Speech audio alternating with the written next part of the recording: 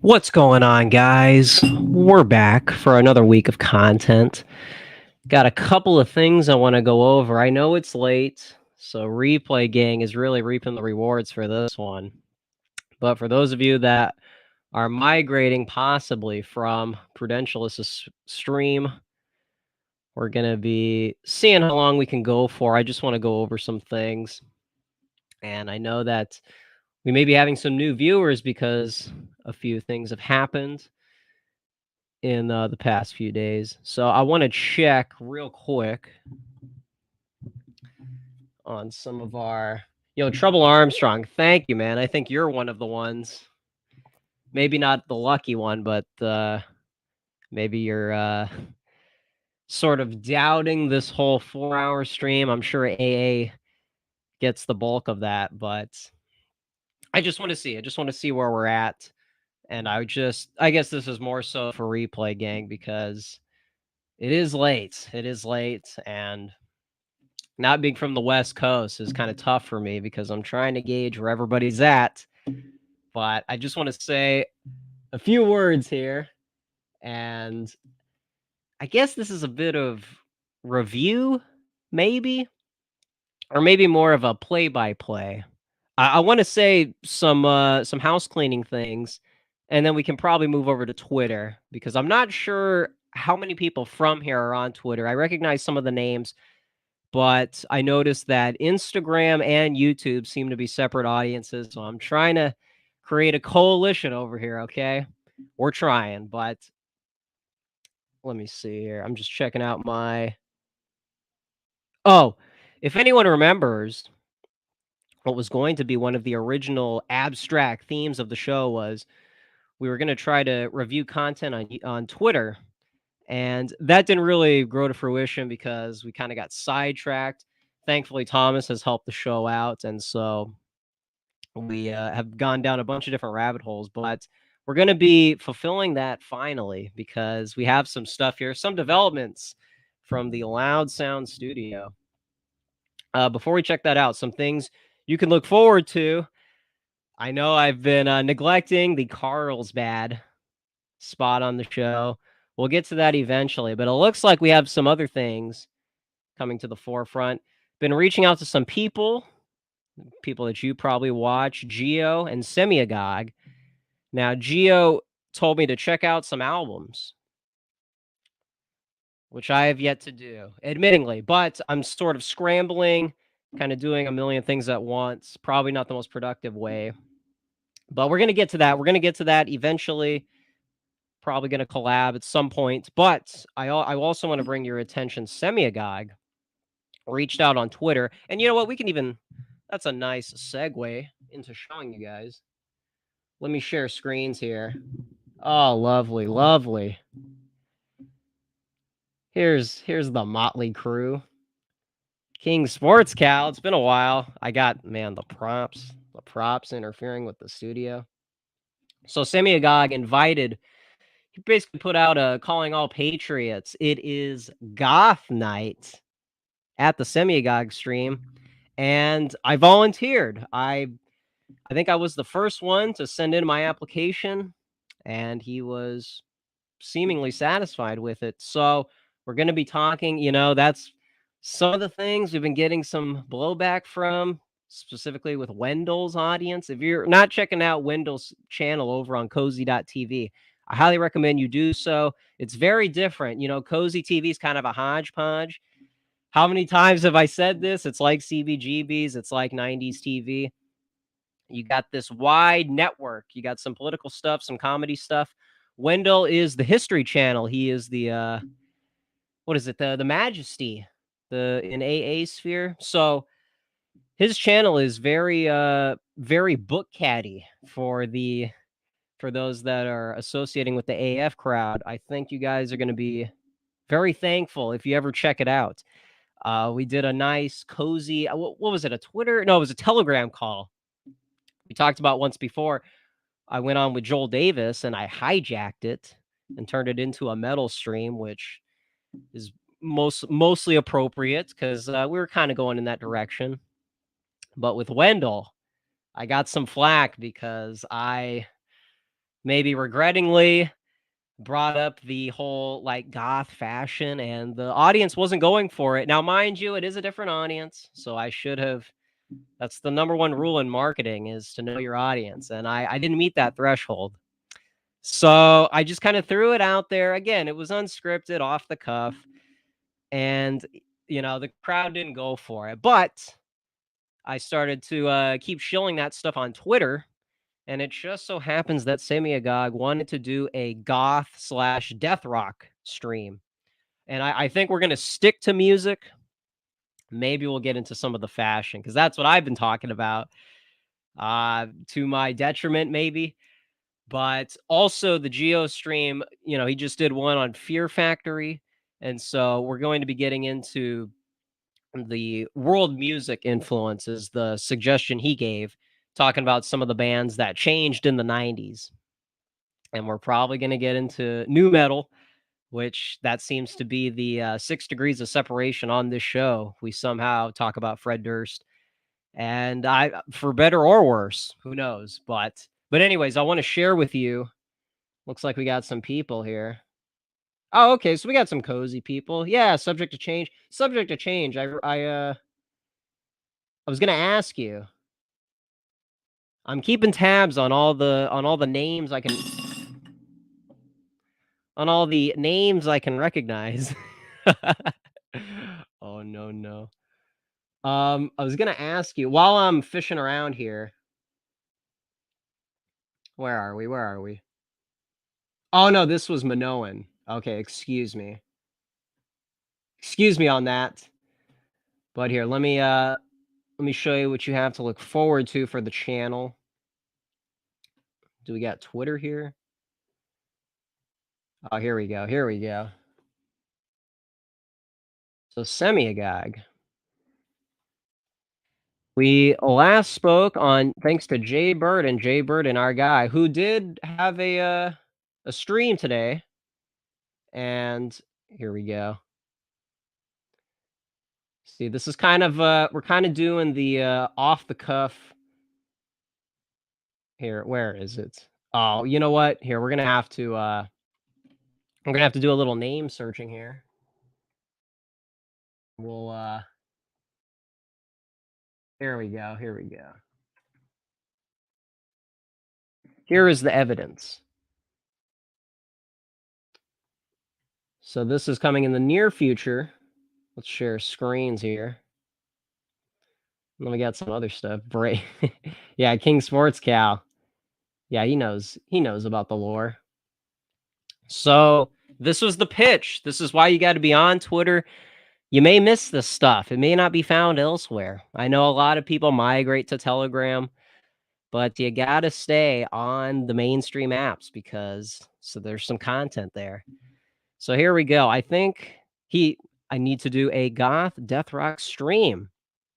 And I think he updated this in the quote tweets. Do we got quote tweets? All right. Yeah, here we go.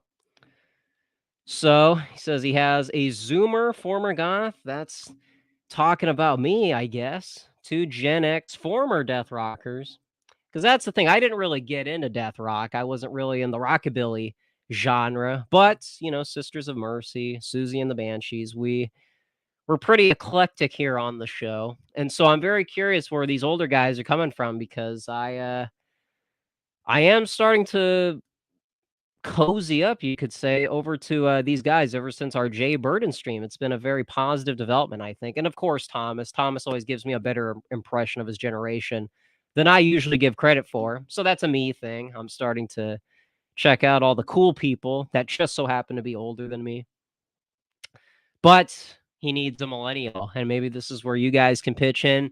You guys have probably checked out the wide range of topics on this show, so probably where I'm coming from. My goodness, can you believe this? This is why we need a new studio. That'll be happening later on, but we'll figure it out. So I'm not sure that this slot has been filled up. If you guys know anybody, maybe it's you who is a millennial, who has something to say about the Goths, we need somebody because I think somebody stepped up to the plate, and it was somebody with a One Piece emote or PFP. And this was kind of troubling because that's hit or miss. You guys know more than anybody. So does AA. You got to be careful with that stuff. And so I don't think this person. What do we got here? So we got somebody DMing. Okay. So I just want to throw it out there. I don't think too many job offers is a bad thing. So that's the thing. That's where we're getting at. I don't know exactly when this is going to happen. So we'll figure that out. That's why you got to stay on Twitter. That's where most of the updates seem to come from. So we'll be hashing it out with Semiagog and Geo. We'll see what happens time wise. But what else? Let me check. Is there any other house cleaning things? Yeah. Been spending some time with Geo, excuse me, with Wendell. Wendell, my goodness. This guy, he's been doing Twitter Spaces. I'm not so sure it's hosting, but he's been participating in them. We even had a karaoke stream today, thanks to Chungus Respecter. Once again, another reason to go back on Twitter is all of the alts are bringing back the content. It is a content renaissance. So if anybody is still stuck on Telegram, you're in your quicksand with your handful of channels. I'm telling you, you got to go back on Twitter. Chungus Respecter, Lavrov, Groiper. There's a lot of characters that are really pushing the envelope. Curvy Allison. I mean, they're all, to not name one is not to leave anybody out. But I'm telling you, there's a lot of action. Okay, what do we got? Yo, Zoomer Sean. Yo, Zoomer Sean. This is a cozy streamer we have in the audience. Show some respect. Thank you for stopping by, Sean. Thank you for coming back to YouTube. For the rest of us that are just slugging it out in here. But yeah. No, there's and Sean's closer to my age. So that's the thing. You get a wide audience on Cozy. You get some older people. See, something was said in that Prudential stream. I don't know which one of them said it. I think it was Prude. He was talking about the Shieldings event, if I'm saying that right. When I roll up to one of those, I'll figure it out then. But he was talking about how when he met a lot of the guys in person, it was really reassuring because if you just stick to online, there's been some drama. There's been some what have yous kind of leaking out into the online stratosphere. I don't want to comment, but listen, a lot of people, they hear a lot of things. They hear a lot of things, and that can wear on you. It can sow a lot of doubt in your hope for the dissident right. And one of the things that Prude brought up was if these guys hypothetically could meet publicly and kind of see exactly narrow down where the difference lies, you would actually find out that there's plenty of potential for a coalition building. And this is something that we talked about on the Wendell Thomas stream that was on Cozy. YouTube was not a big fan of that video. So we're going to put it somewhere. Maybe we'll set up an Ace, Loud Sound Epicenter, Odyssey channel. We'll see what we have to do, but I still have it saved. It's part of StreamYard. It saves your back catalog, so it's not gone. Don't worry about that. I know some people on Telegram. It might have been on Thomas's discussion Telegram channel where people were asking about it. Sorry to keep people in the dark on that. We'll get to that eventually, but I'm sort of sidetracked. I'm in autopilot. I got to stop that. We're gonna bring some structure back to the show. But anyways, what Prude was talking about, it was kind of a vague. I don't know exactly what the disagreements were, but something that me and Wendell talked about on Discord was one of the things that can really, squash the beef is recognizing that we have a generation gap on the dissident right. And that's true. I'm not so much an active participant. A lot of people have been here a lot longer than me. So not trying to say I've been around the block. I've been lurking around the block is more like it, more accurately. And I've started seen some patterns, seen some arcs, seen some Shakespearean character development. And Gio was talking about that Alex Lee, what is it? Alex Lee Moyer? I forget the broad's name. I've only heard, passing things about her. But and I think including from Wendell too. Funny enough. But he was talking about how or she rather. Or what was I talking about? Gio. Gio was talking about her and how it's very rare to see, like a level-headed perspective on some of these distant right characters, and often what you just see is the drama. So, this was such a good tangent. Where was that going? Yikes! Oh my, Bafangul.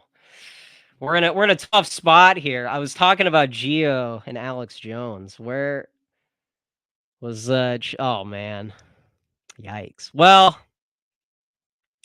Anyways, I was broadly talking about how yeah, that's right. So the thing with Wendell is he talked about, a lot of these people that have been here for longer than the young guys, Cozy.tv, AF. These are kind of the new kids on the block. But I mean, relatively speaking, okay, people who have been around since the blogosphere, people have been around since Gamergate, a lot of that stuff predates Cozy. And so Wendell was talking about the reason why there is such a wedge between, like dissident right that is affiliated with AF and not is because it's a lot of older people who just can't get over the fact that these young guys have created their own platform. And so what you have is sort of a centralization of culture on cozy.tv. And a lot of this can be very isolating. And so there's not a lot of like cooperation between the two camps. Again, this isn't to pick favorites or say one is better. I mean, I'm sort of biased towards one camp, but as you guys know, a lot of the younger people, and I'm in a few Instagram group chats. I can tell you this from firsthand experience. There's a lot of younger people who have sort of kind of stumbled into politics since they've graduated high school. And like I said, they haven't seen the arcs, they haven't seen the patterns that have been going on for years. And so people who don't remember the thought wars, people who don't remember some of the infighting that used to happen around post 2018. I mean, really, it was during 2018. But for people whose memory doesn't go back that far, because I remember it was kind of a common thing to hear people say, well, I kind of got into dissident politics in 2019. And, that's going back a ways, but we're really a year before the COVID lockdowns. I mean, we really are going to have to need some more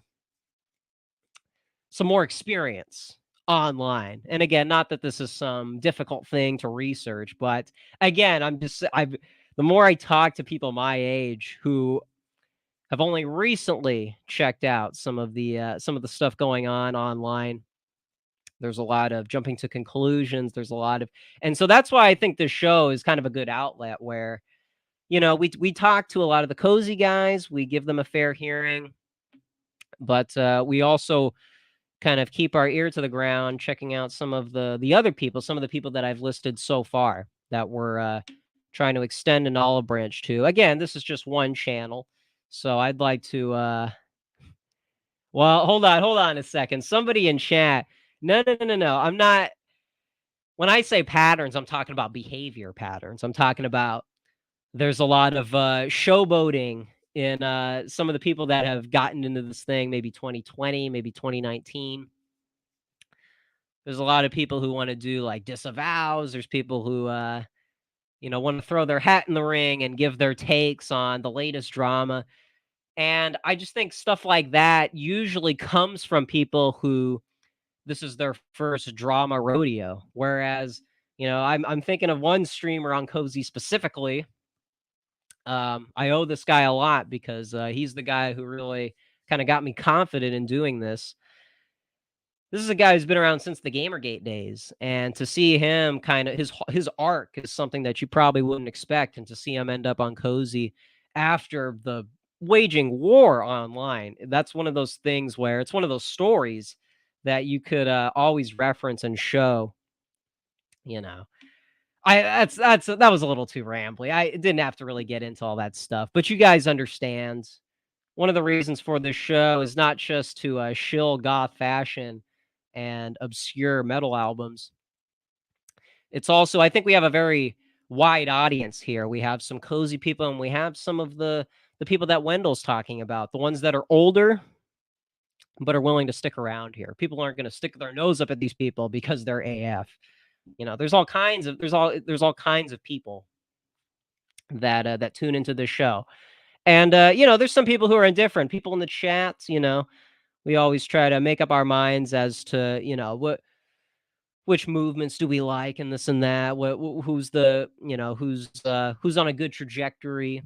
And so yeah. And again, this is kind of a talk about a hodgepodge. But yeah, that's the thing. That's the thing. We're over here. Okay. That's enough of that. That's enough of that. Let me check to see if I have anything okay. Well, let me catch up with the chat before we start rambling again. My goodness. Elon Bus. Hey, by the way, can I please I'm telling you guys, you gotta get on Instagram. I know AA thinks it's a girly app. Listen, Elon Bust, if he's still in chat, this guy can tell you, this guy sees some of the best stories. He sees a lot of good stuff, okay? Some live streams either. Hey, speaking of live streams, I had a very productive conversation with one of our moderators in chat, and this is kind of a preview of what the Semiagog video is going to be. I speculate, but I was trying to figure out. Maybe I just got to talk to more goth girls for research purposes, because I'm sort of constantly in introspection right now after Semiagog invited me on, because again, I was more familiar with like how a lot of the emo zoomers were back in the mid 2000s, or I guess that was like late 2000s, early 2010s. And so one of our moderators reminded me sort of the Heathers hierarchy in high school. It sort of brought back some memories, and so maybe we'll get into more of that on Semiagog's channel. That's what I'm curious to know, because like I said, this thing that we're doing with Semiagog, it really gets at the purpose of this channel, which is to bring in a very new audience, an audience that wouldn't be receptive to other parts of the distant right, that they haven't given a fair hearing. And so it's very nice to get a nice panel, like he said. What was it? Two Gen X, a Zoomer, and then we're looking for a millennial. Usually, that sounds like a bad, walk into a bar joke, but I think we're gonna start to like the big tent. Again, it's not to do it for its own sake. I mean, we understand that coalition building can always be subverted from within, but I think what we're really getting at here is for people. We talked to some of the people on Cozy. They're really hungry for audiences, and so they get a lot of young people. They get a lot of newcomers coming in, reading articles, doing some reports. And beyond that, you also got kind of a 90s TV, or excuse me, 90s trash TV style, which is all over the place. And so Wendell's channel is kind of the in between. And some have called it the smart Nibba channel. I mean, that's one way of putting it, but that's the thing. That's the thing where you can kind of gauge the kind of content, all the different type of content, and what Prude and Geo are doing right now. That's one way. It's one way to do it. So anyways, I know we've talked about doing some Sam Francis content on the show. If Bass Guitarist is in chat, I know he was asking about that. I was going through some of Beautiful Losers, and so we might be getting back some of that structure that we need, if need be. And we also talked about, who was it? Elizabeth Anscombe and what is it? Philippa Foot, some of the Oxford lore that we also might be getting into. So again, just throwing it out there, some house cleaning things. That's what we're looking forward to. Besides Geo and Semiagog, that's the major developments so far. But I wanna catch up with the chat here. I don't want to neglect. This is the more exciting thing on Loud Sound Epicenter is all of the commentary. Yeah, Sammy boy. So true. So true, man. And you know what's funny is you can weave it into so many different things. A lot of people look at it as the more explicit Pat Buchanan. That's true. I think Sam Francis is actually closer to the money than Pat Buchanan. Thomas talks about how Buchanan comes off like he sold his name to that blog, which is okay, but it's a little boomer. You see the who's the Ben Garrison. He's always sharing the Ben Garrison artwork, and it's hawkish on China and this and that. There should be an alliance between America and Russia against China. Again, some of the typical stuff that you hear from Fox News types. But remind me to have you. Oh my goodness, yeah, anytime, Prude, anytime. Listen, I used to think Prude was a Zoomer, and I kind of still do. Energy wise, sort of. I don't know. The age thing, it may be more of a spiritual thing. Maybe that's trying a little too hard. But I think a Zoomer, it goes beyond a number. Hey, age is just a number. You know what I'm saying? It's just a number. It doesn't mean anything. Okay, you can go from one state and age means something. You can go to another state and means you understand. I mean, what's the big deal? It's just, anyways. You guys understand. You really don't have to. Okay. No, see, Prude's lying in chat. I don't know why the guy is literally a Zoomer, okay? Let's not kid ourselves. He's one of us, okay? Clearly. Clearly. I mean, I've talked to people that are allegedly closer to 30. Something doesn't add up here. It just doesn't. But anyway, Sam Francis, one of the angles with Leviathan and its enemies, that's something that you can totally weave into elite theory. And so you can get into some of the Italian school of thought. Or if you want to stick to the southern part, I think who was it? Was it Christopher Sambach who has the Southern Partisan archive? I mean, talk about a flex. This guy is sitting on gold, and he's got some exclusive access there. So you could also, give that side of the Sam Francis lore. I mean, there's so many different ways. And there's not too much of that. Skeptical Waves, thankfully, he's got some of the audiobooks out there. And then Counter Rev has Beautiful Losers. I think they also have Leviathan and Its Enemies. But some of the James Burnham stuff, my goodness, some of that stuff you could do a whole show on. Like what Prude is doing with Kennan. I mean, this guy is literally going back to his early life, or early life in the documentary sense, not in any other sense, like somebody in chat was going on about. But yeah, that's the thing. Bass guitar has brought that up, and so Sammy boy, we'll probably get into that, and then the Oxford stuff. Anscombe and Foote are two ladies, and I think Anscombe is Catholic, and Foote is like a Reddit tier atheist type before that was even a thing, and they're both centered around Aristotle, having this Aristotelian take on philosophy, but they're coming at it from obviously two opposite ends of the spectrum. So I think there's some of that in my 20th century philosophy book from school. It's pretty cringe. The author even admits, I am an atheist leaning type and this and that. It's exactly what you'd expect. I'm from California University. Berkeley liberals would turn their nose at this stuff, but there is kind of a resource in there because I could possibly throw together a stream. Maybe. Well, again, these are just loose thoughts, but we'll see. We'll see what happens. Some structured shows we're tinkering with. But yeah. Yeah. Do you remember in that Boxy video? Does anybody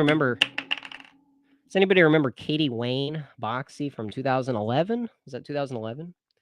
She ended one of her videos with that cadence, with that very specific tone to bring it back to the Goth girls. or at least that style. She had that tone. If anybody, yeah, Joe Biggs. Joe Biggs knows what I'm talking about. Is that the Joe Biggs? Aren't you supposed to be on trial, my guy? But yeah, yeah, that was what they used in all the remixes. This is probably going over a few people's heads. You're not supposed to. That's not supposed to linger in the back of your mind for that long. You're supposed to forget about that stuff. But you got too much. Well, like I said, this is a kind of a rudimentary setup. This isn't permanent, okay? This is not Permanent Vacation by Aerosmith. We're gonna have a green screen. And yes, yes, yes, yes, we're gonna graduate from StreamYard and we're gonna upgrade to OBS. Wendell was helping me out, and we'll see what happens. Okay, we're gonna mess around with it, and hopefully we can get the audios adjusted so that we can share some music, maybe share some scenes. Because last time I shared something, we got copyright struck. My goodness, can't a Zoomer catch a break? But yeah, yeah. Record deepness in chat? You graduating from M&M's? No, we're not graduating from that. The in this house, the M&M's stay, okay? Don't worry about that. I'm talking about, behind me, the albums on the wall, but not the whole wall. It's kind of a little low budget. Pins in the vinyl cases. This is blasphemy to some older folks, but we'll uh we'll definitely we'll see what we got to do. I'll have to consult some people who are professionals, so we'll get back to you on that. But let me check. Is you? Man, I'm gonna have to. Oh, whoopsie, whoopsie. It's been a while since I've heard that. Pretty interesting. So yeah. What is it? Addie from Gaia Online? Okay, that's too far. We can't do that. So Trouble Armstrong, thank you, man. Thank you for going through a 4-hour stream and then spending 1 second over here. I mean, that's too much. 1 second over here on this channel is too much. So thank you, man. I appreciate it. Real GTA fan hours. Yo, Ben McKay, speaking of, I was gonna go over that if you guys care to hear about it. Well, because GTA is not just your it's not a shoot 'em up game. It's like Call of Duty. There's some very cool backstory that I think gets overlooked. And even the people who grew up with it don't even seem to be interested. So here, let's get back to that. Let me put that up on the stream in case I forget. I'm gonna have to replace Boxy. As much as I don't want to do that. What are you doing, youngin? We're just vibing, man. We're coming from the vibe shift, and now we're vibing over here on the epicenter. You do know you are in a house and don't need those sunglasses. Well, listen, when you watch too many Razor Fist videos. Oh, by the way, I want to bring him up later on. Somebody was talking about how he published his own noir comic book, and maybe that can kind of overlap with what some of the art right are doing. But more on that in a minute. Instagram, unless that's your brand. Yeah, yeah. Well, the thing about Instagram is you can basically use it like Telegram. That's the thing. I think a lot of people are under the impression, oh, this is like a young person crowd. It's sort of not really appropriate. You might as well get a Tumblr account and this and that. You might as well get a Gaia online account. No, no, no. As some of the people in chat can tell you, if you guys want to be a part of the Instagram group chat, there's an open invite for anybody, but it just seems like a lot of people are not on Instagram, with a few exceptions. So that's the thing. Open invitation. I want to talk to you guys. Days of the New. Oh, is that right? I might have to ask Gio about that. Yeah, Days of the New. I don't know, man. That's a little. I feel like you have to be older than me to fully grasp that. Joshua Ham. Hey, hey, good to see you with Paul Fahrenheit. That's pretty cool. Never went back. YouTube. We got Fat Elvis Jr. Interesting username. Speaking of, I think we lost Prudentialist. I was gonna ask him about the Elvis article. This guy saw Elvis, and he had a very interesting take on it. I was gonna ask him what's going on with that, because look, I wasn't going to do one, and then I hear Prudentialist is doing one, and it's like, no, no, no. Wait a second. Austin Butler is literally me, and so I cannot let this go unchallenged. I'm gonna have to throw my hat in the ring and, for once, put something out on Substack. We had a Zoomer article a few weeks back, probably over a month now, and this is definitely in that same string of thoughts. I recommend you guys check it out. It's almost done, but it's basically in its rough draft form. So I bet if I reread it from start to finish, it's gonna be a bit of a hodgepodge. But some Zoomer lore, some Nickelodeon lore, some Disney lore. You'll love to see it, man. Austin Butler. Austin Butler triumphs over Ryan Gosling. It's so over for Gosling stands.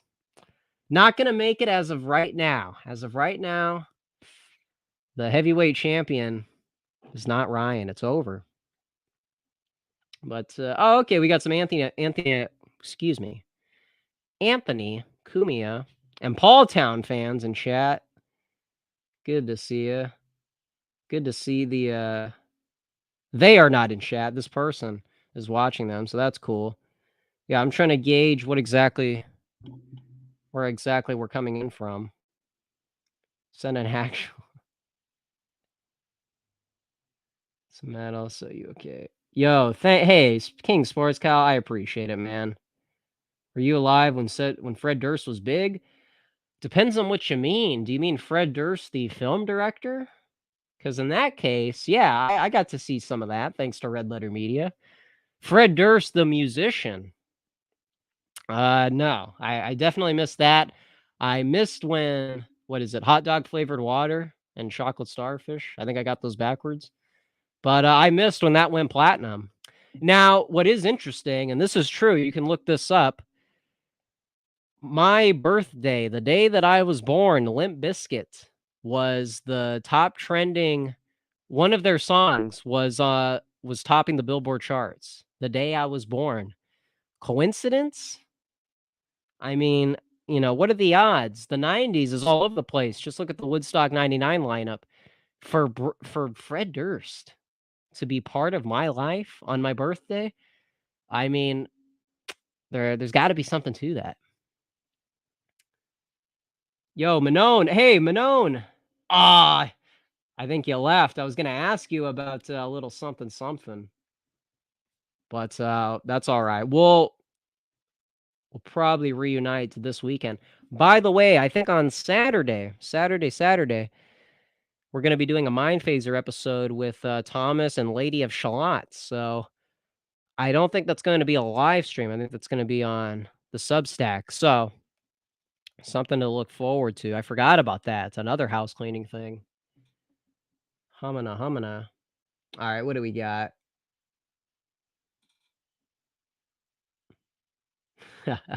Yeah, we're talking the boots from Semigog. Yeah. Yeah. Debate Paul Town. I would love to. Would love to debate with the man Paul Town. Still here? Oh, okay. Manone. Okay, here. I was gonna ask you. I saw you going back and forth. I was gonna ask you about. You're asking about. Let me scroll up in the. I always think they are picking their nose when they go Avatar. I was curious what you meant by that. Well, what does that mean? Something about the bathroom or something? Again, I don't know, but that might have just been a random comment. But I was gonna ask you about that just because I was out of the loop. Yeah, Limp Bizkit. You had that album subject to change, really? Interesting. Yeah, see, that's the thing. That's the thing about this show. We bring in the best people. Yes, yeah, exactly. Paul Hall, me, Ace, couple of buddies. Yeah, yeah, Elon Bus, he knows. Yeah, again, if you wanna use it just to lurk, a lot of cool people post on Instagram. So that's the thing. It's just a mad it's like the Telegram thing.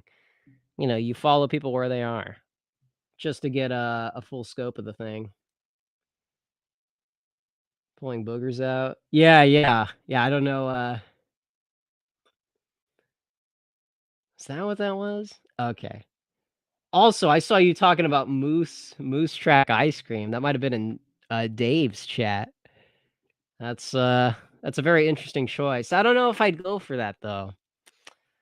I know we counter signaled a lot of cereal on this show, but I don't know, the ice creams, Moose Track, I don't know, I'm not sure. I don't know if that's my go-to choice, but, okay, okay, no, you I was curious, Manon. But thank you, I know that's very autistic. So, okay, so here we go, record deepness. Yeah, yeah, it can be divisive. Yo, yo, subject to change, this is the mindset, this is the summer mindset. So true. What Instagram chat? Yeah, yeah, if you guys are on Instagram,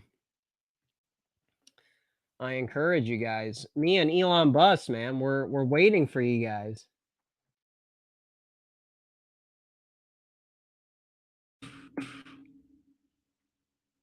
All right, let me catch you up here. Let me catch you up.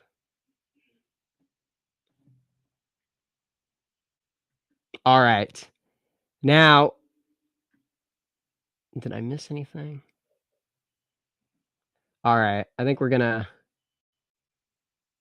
cool it with the libertarians.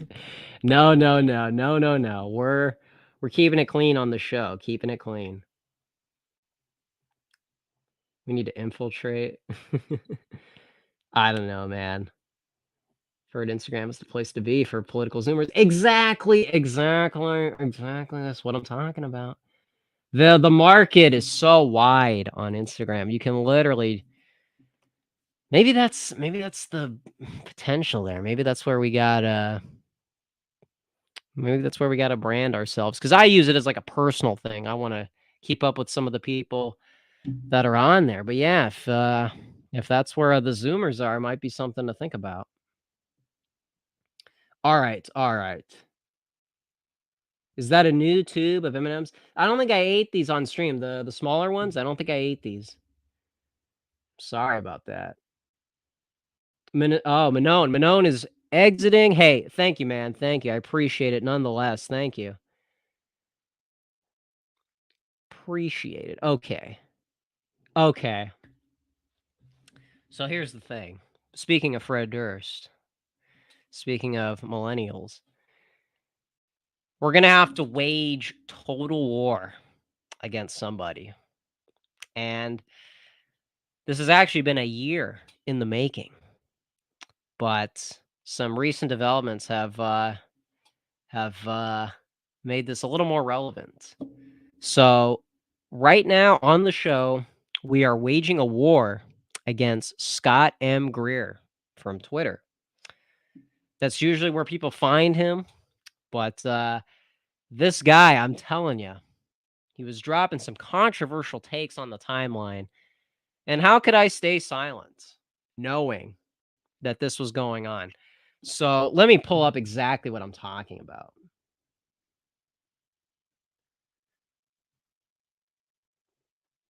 This may sound alarming, but hear me out.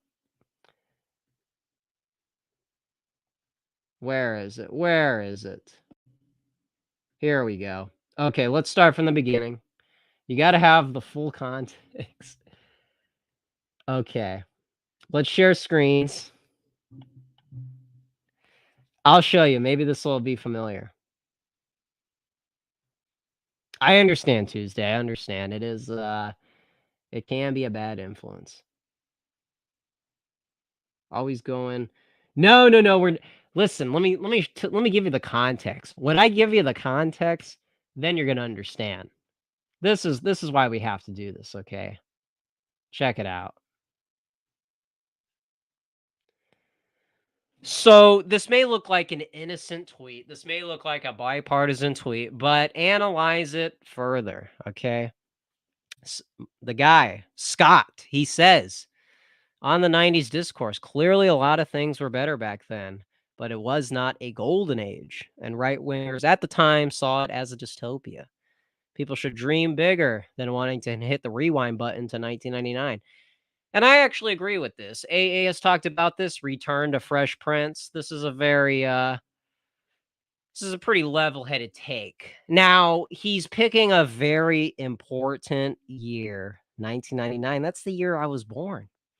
It's the year a lot of Zoomers were born. Maybe some of the people in this chat were born on that year. Maybe some people in the dissident right that follow Scott Greer were born on that year. So it's not trivial that you have this couple of sentences and then it ends with the kicker, 1999. So I just wanted to verify, what did he mean by that? It's kind of ominous. It's not totally crystal clear what Scott meant. Scott's a millennial. Scott, he's a millennial. Excuse me one sec.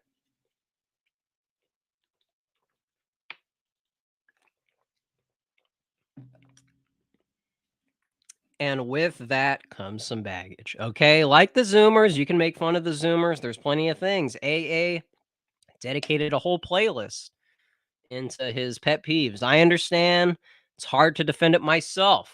Obviously, I have a dog in this fight. So I asked a very simple question. Because again, like we were saying in chat, a lot of things were going on in 99. Maybe you could say it's bad, but there were a lot of things happening. You can't really sum it up with a sweeping statement. So I just simply asked, okay? And this is why you got to be on Twitter. This is the Hegelian dialogue is happening right here, okay? So I asked, Scott, you don't want a new metal revival? And I got to put two question marks because it's up in the air. Because that's what's happening in 1999. That's the trend. And call it a fad, but in that moment, it looked like it was never going away. So, what was his response? Again, just a question, not a shot across the bow, not going after anybody. Just a simple question, Scott, what's going on?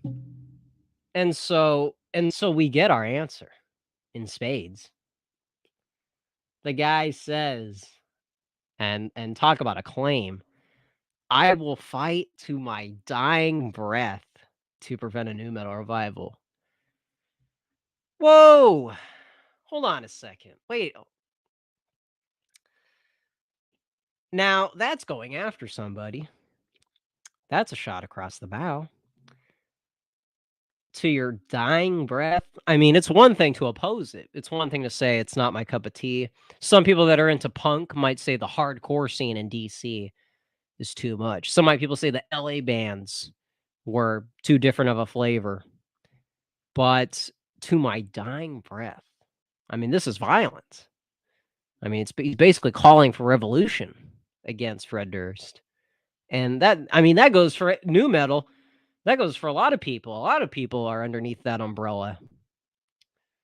There's a lot of people at Woodstock 99 under that umbrella. How many people showed up to that? Like thousands? I mean that's a lot of people you're calling out on the timeline. And so you might say, okay, what was that? 3 tweets total? Not a big thing. It is what it is. But then we have to bring up some dirt. Scott's got skeletons in his closet. And I don't like to bring that up, but listen, the guy's got some baggage. And I'm going to show you that baggage right here and right now. If we scroll down, here it is, folks. Here it is. I can't play the audio because it's going to get copyrighted. But follow along here, okay? Follow along because Scott has a lot of good takes, a lot of stuff I agree with. But maybe this is where we part. Maybe this is where the wedge exists, and rightfully so. So let's go point for point here, okay? He continues to ignore the most important demographic within the movement. True, true statement. And then a question: will he salvage his reputation, which he can at any point, or is he going to continue to betray his people? That being the new metal audience. And this last image speaks for itself. But yeah, that's the thing. That's the thing, Scott. Scotty Pimpin, you got to watch out. You got to watch out on the timeline. Because look, you see all those people? You see all those people back there in that image? Those are middle American radicals. Okay. We're talking about Kid Rock fans. Okay. And we talked about this on Wendell's stream. The whole maybe this is where we're gonna maybe this is where the analysis is gonna come from. The San Francis uh audience being the same as the Kid Rock audience. There's a lot of potential with that topic. But hey man, cards on the table, balls on the table, nuts on the table. I'm just not comfortable totally disparaging new metal in the way that Mr. Greer did. I just think it's a bit flimsy to do so. I think it's a little reckless. And again, that wasn't that long ago. You know, the new metal fans, they're still here, alive and well. They haven't forgotten. So I gotta give a fair hearing to the dispossessed majority, also known as Limp Bizkit album owners. So that's the thing. That's what happened on the timeline. And I don't like things to get this ugly. Believe me. I'm the last person that wants drama. But when I see this stuff, how can you hold your tongue during these trying times? It's difficult. It's some might say impossible. It would be compromising yourself to cave into such an issue. So that's the thing. Scott, I like the guy, but this is concerning, frankly. Uh, I don't know. I don't know where we go from here, but and you know maybe it was what time was this like 2 hours ago, so it's pretty late East Coast time. Maybe he regrets putting out this tweet. I mean, it's a strong statement. So we'll see. We'll see. We'll see what happens.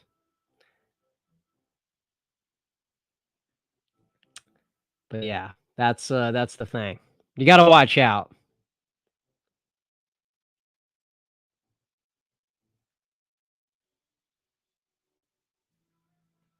Yeah. Yeah, the Insane Clown Posse fans. Where's the respect? Closing the door on your own people. It's disgusting. I was also thinking of the Prince song, but no, that's not what I meant. Yeah, that's the thing. Yeah, yeah. Elon Bust, see, he gets it. He understands.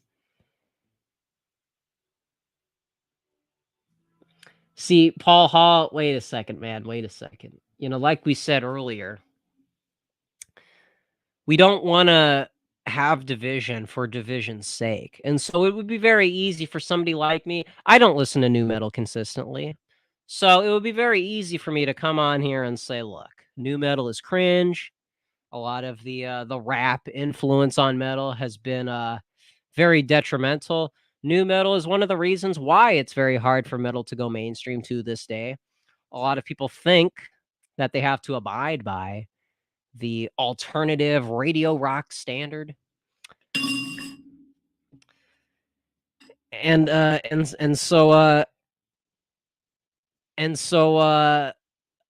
the thing. It's easy to disavow these guys. But listen, we're talking about a lot of people. So pragmatically, if we can go GE Moore mode, we really can't afford to wage a war against brothers, okay? Because whatever kind of metal you like, metal is becoming a minority. And we just can't afford to have all this infighting. We're going to have to put our differences aside because we're either going to hang together or we're going to hang separately. So that's the thing. To bring it back to San Francis, this is the kind of bridge building that is necessary to bring metal into the 21st century. Remember that, okay? And listen, privately, we can talk about, the look, not exactly good optics, the backwards hat, the ladies with the backwards red hats. Okay, in the Nookie music video, please. This is pretty indefensible, okay, on a aesthetic level. But we're talking about a genre. We're talking about a core demographic. These are the people that kept metal going.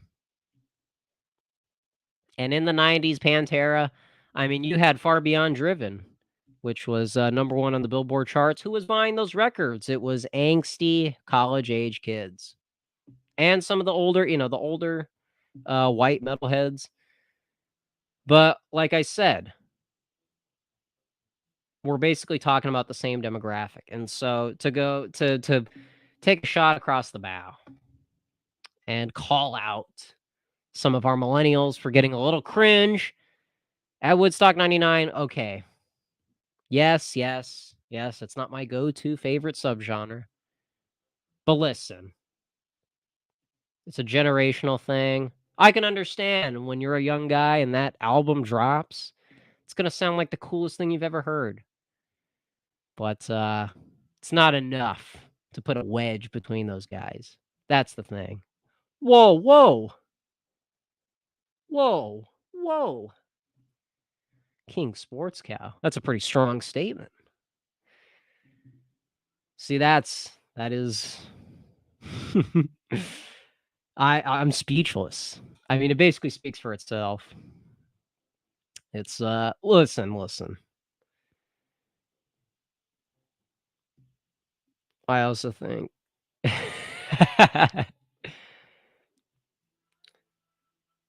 we do have to draw on some of the 90s aesthetic though. Return to tradition in a sense. Well, that's what I'm talking about. Say what you want about Greta Van Fleet. They're actually closer to the truth than some of these other bands. Because Greta Van Fleet didn't abide by the alternative playbook. They went back to the 70s and they ripped off Led Zeppelin. And okay, that's obnoxious. Okay, it's not original. But that's basically what we need to happen in metal and rock. We need to have a renaissance. We need to get through this, alternative radio standard. Every time you turn on the radio and they play the newest single, whatever that means anymore. They don't play singles on MTV.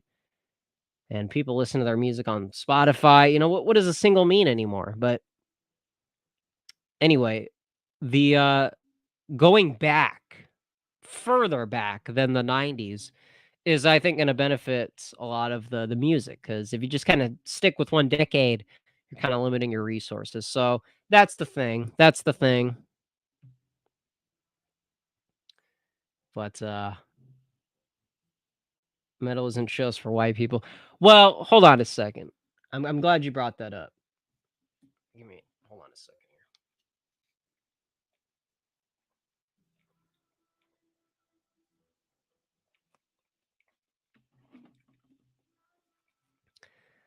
Like other political topics you hear in the distant right, of course, there are non-white metal fans that assimilate into the culture, obviously. But if you want to talk about the roots, what is the origin of metal? It is Birmingham, UK. It is British. It is an English-inspired genre. So you really can't separate the racial roots of the genre and the legacy that it has. And yes, Jimi Hendrix, one of the first to have distorted guitar, but there is a lot of history that predates Jimi Hendrix. And so I think we have to take that into account when we're talking about, I mean, metal as a genre, I mean, it's a very European thing. But if we want to talk about the American version, then yeah, I think blacks have a lot of claim to the name. I mean, it came from a lot of the blues artists too. So again, it's collective. There's a lot of overlap there. Get that. I got to prepare for the take. But yeah, that's the thing. It's because people kind of talk about metal like it's this they like to talk about it after the legacy's already been built. It's like when people talk about individualism after they've benefited from generations of collectivism. It's a bit obnoxious. It's very easy now to say metal is universal. But back then it was a very specific group of people that was rocking it. That's the thing.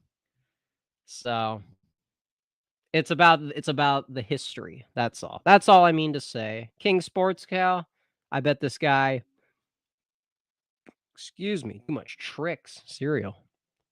I bet this guy and bass guitarist could could shred circles around each other. But yeah, that's all I mean to say.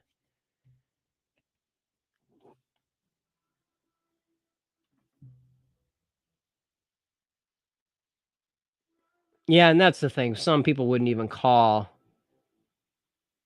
Hendrix metal. That's the thing.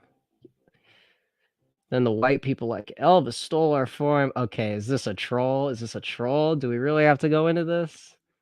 Just like everything else? Okay. Okay, this is a troll. This is a troll. You had me there. You had me there for a second. Please. Listen, we said on one of the last videos we weren't going to talk about Elvis anymore, okay? Now then again, that was before Prude said he was going to put out an article, so maybe we'll get back into it, but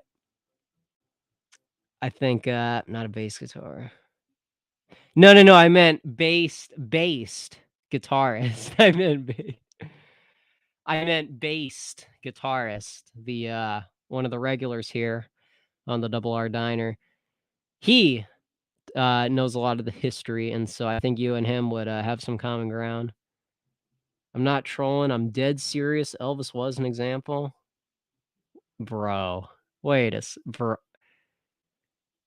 King Sports Cal, you're telling me for the first time. Are you sure? Can you blink 3 times to verify that I'm not being trolled right now? I can't even tell anymore, man. Come on. Let me hold on a sec here. While I'm waiting for the man. White people, in my opinion, stole, bro. Oh, no. King Sports Cal, you can't do this. You were supposed to be my top guy. This is what happens when you don't tune into the show consistently. You get off the bandwagon. Yeah, that edge starts to lose its sharpness. Come on, man. Yeah, people in the chat, everyone in the chat.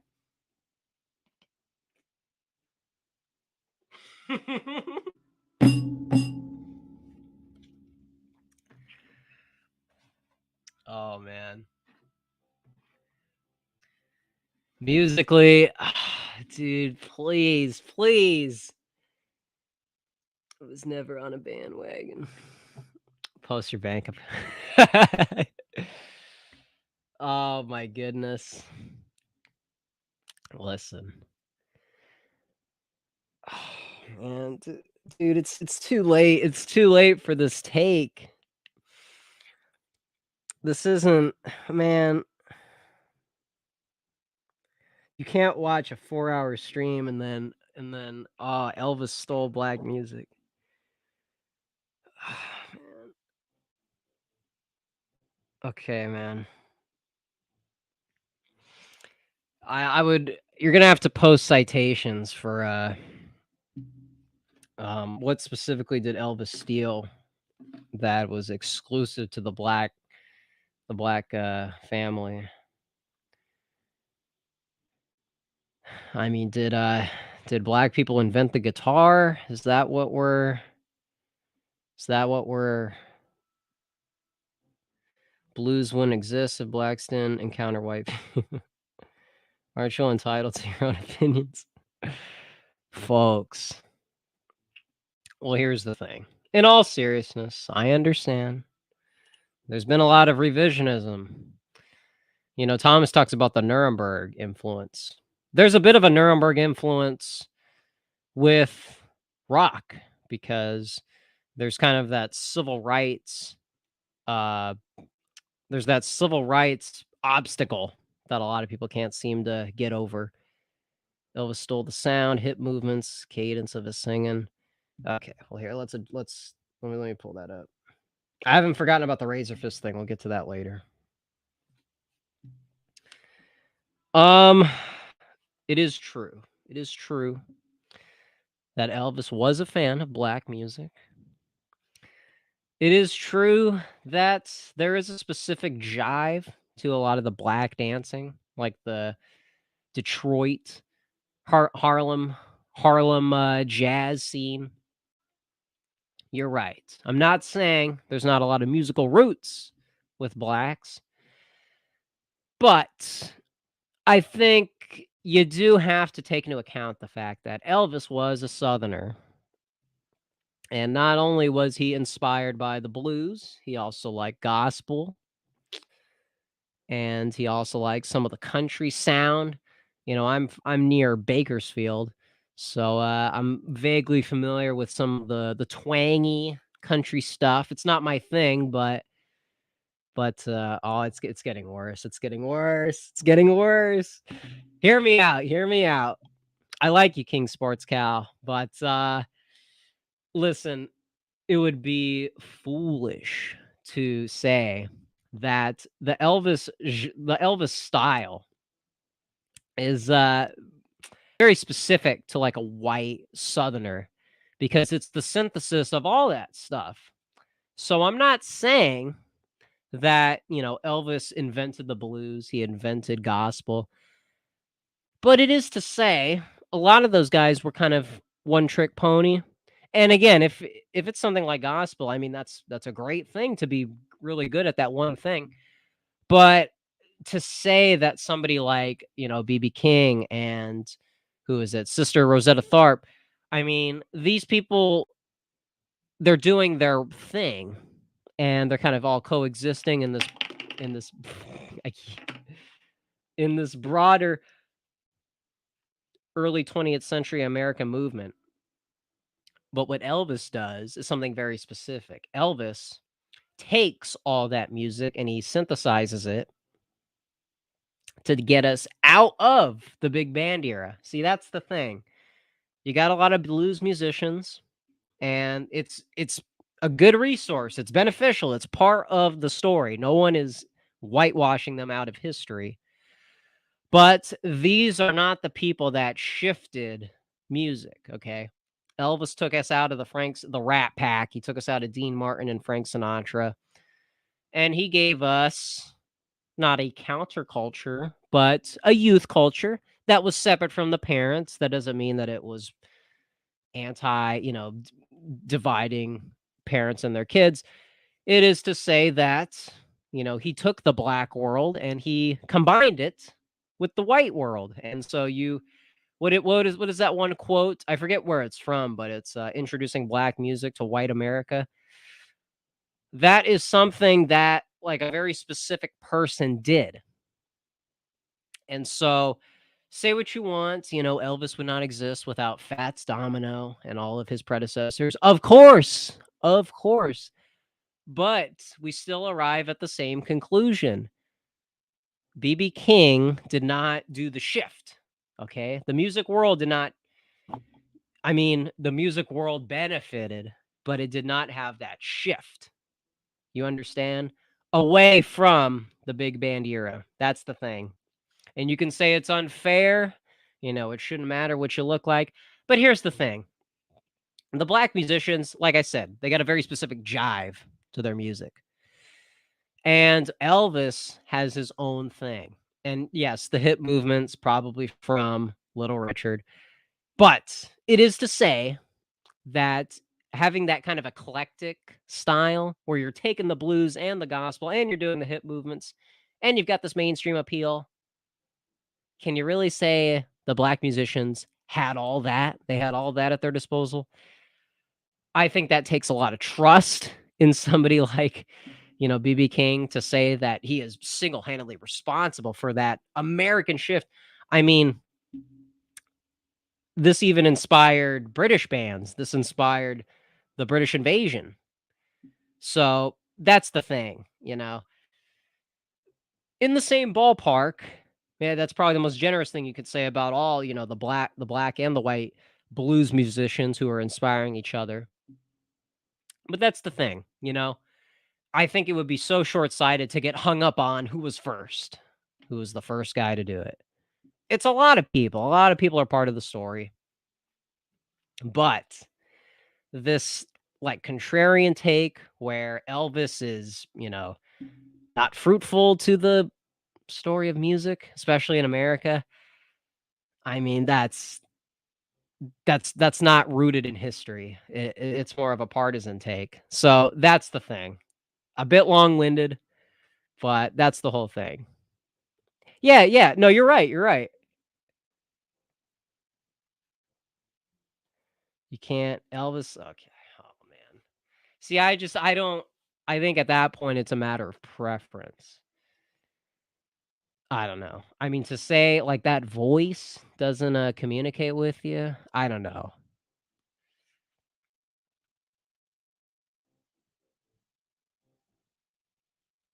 That's why.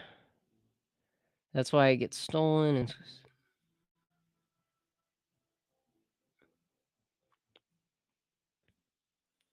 I mean, if you play black music as a white man,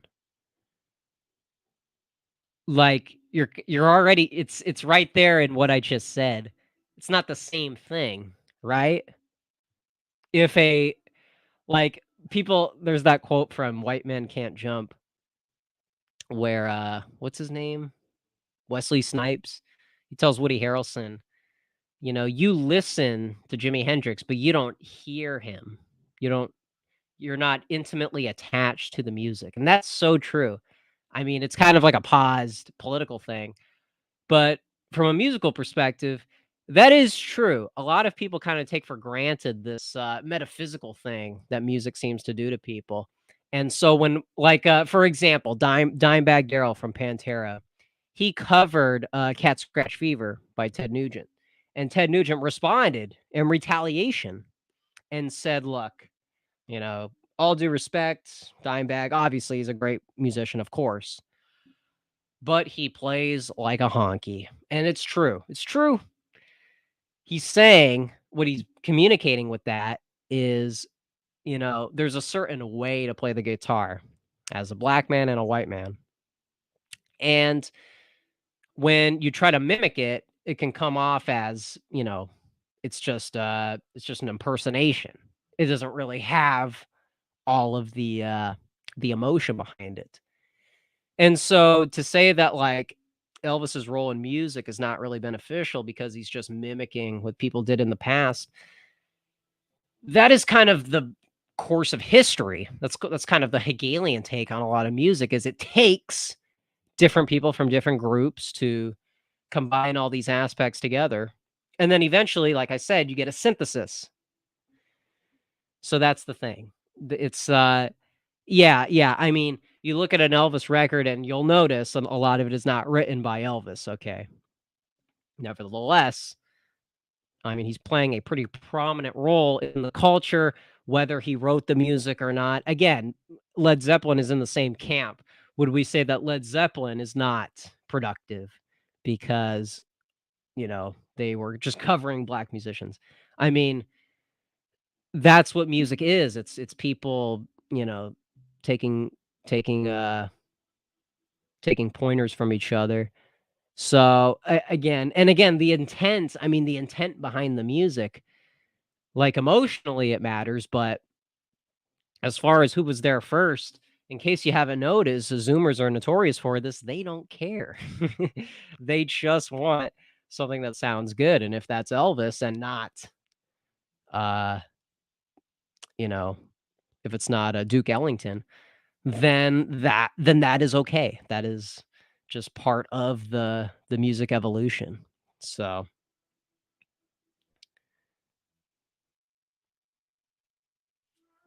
well, okay, but I think if you listen to that Cat Scratch Fever cover, you can kinda see where Nugent is getting at. I mean, it's obviously, he's got Southern roots, and that's probably why he can play so melodically, but it's a very,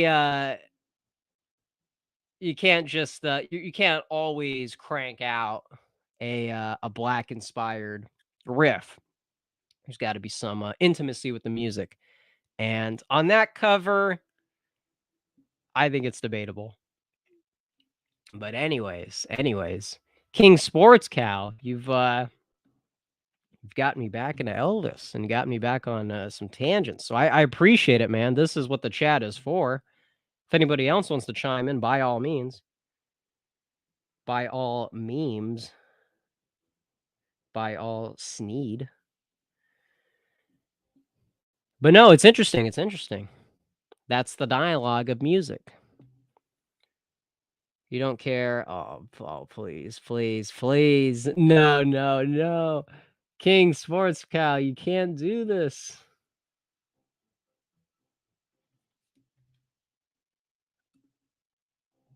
Sorry to interrupt your stream with my ramblings. No, no, no. It's all right. It's all right.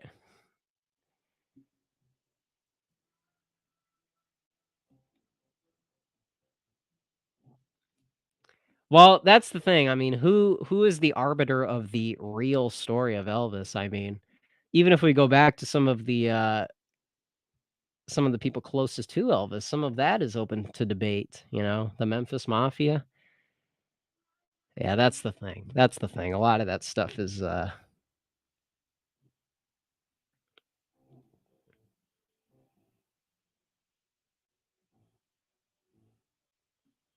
I didn't catch all your comments though. That's the thing. I was Roy Orbison is way better than Elvis. All right. Well, that's Cash is better, Little Richard. I think Elvis would agree with that, Little Richard being better. Okay, yeah, obviously. Yeah, that's not, I'm not throwing shade on any of those people. I think those people are see, but here's the difference. You're saying, like, all those people are important, and so and you're even saying Elvis is important, but it's, it's not living up to the hype. I mean, that's just more of a personal thing.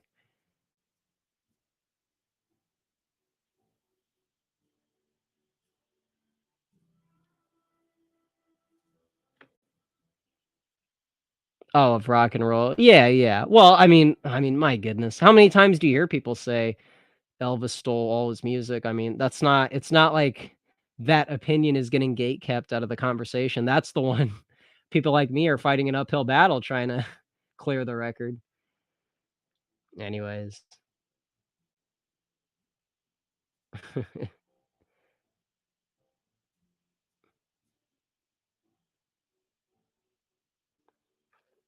Yeah, the thing is, authenticity is not really in high demand in current music.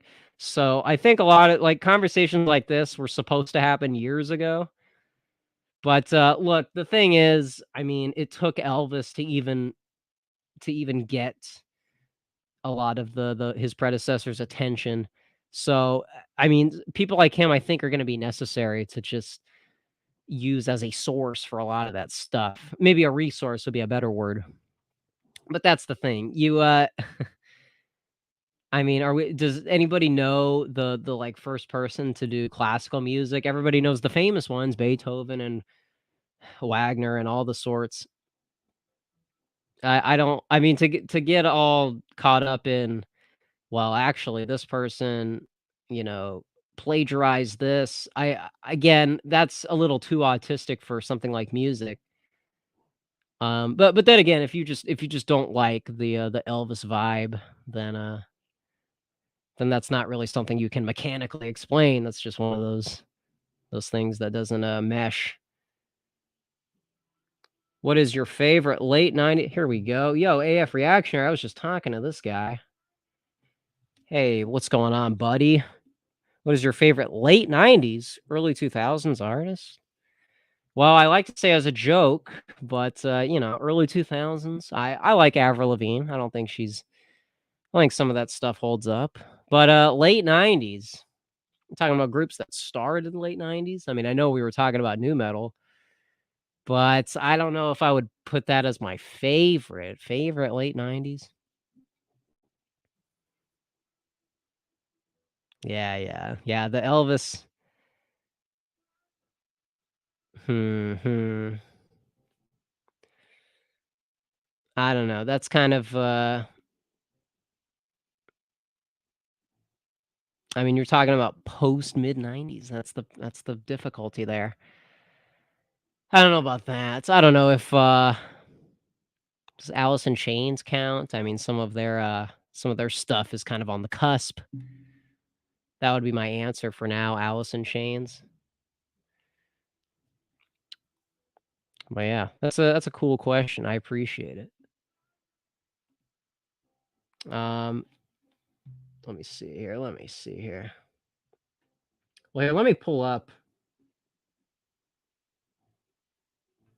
chain counts. Okay, we're so back. We're so back. Let me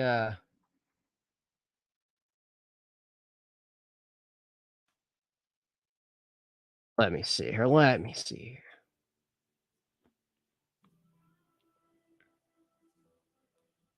You know what's funny is White Zombie is one of those bands where if other bands try to pull off that sound, I'm probably gonna be annoyed. But like when White Zombie does it, it's kind of a different standard. I don't know if that's see that's what I'm talking about with music. Like a lot of our taste doesn't really make sense on paper, and that's okay. But yeah, yeah. So as far as like stuff specifically from that time period,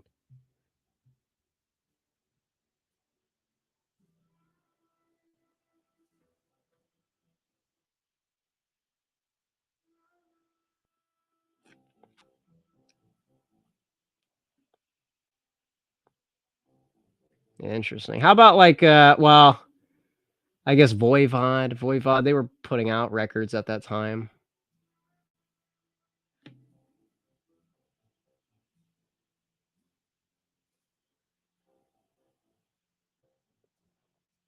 Anyways, thank you though. Thank you for the question. There's also that band Wolf. That was like early 2000s. Some people lump them in with or they include them with the new wave of traditional heavy metal, but to call it new, N-E-W, not N-U, you're kind of assuming that it's like post 2010s. But these guys have actually been around for a while. So Wolf, if you know Wolf, they're kind of like a speed metal band. That's early 2000s ish. I think it's technically like 98. So that's actually closer to your question.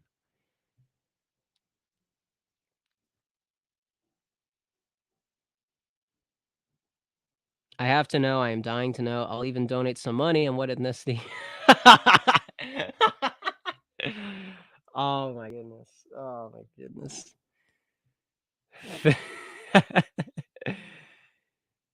Are you guessing either Mexican or half white? Uh yeah, you've got it. You've got it in there. You've got it in that. That is so funny. I think people have speculated for a while. Yeah, Phileas Canis. Am I saying that right? I appreciate your enthusiasm. I want to say your name right. But yeah, yeah. Part part Hispanic, part white. So there you go. There you go.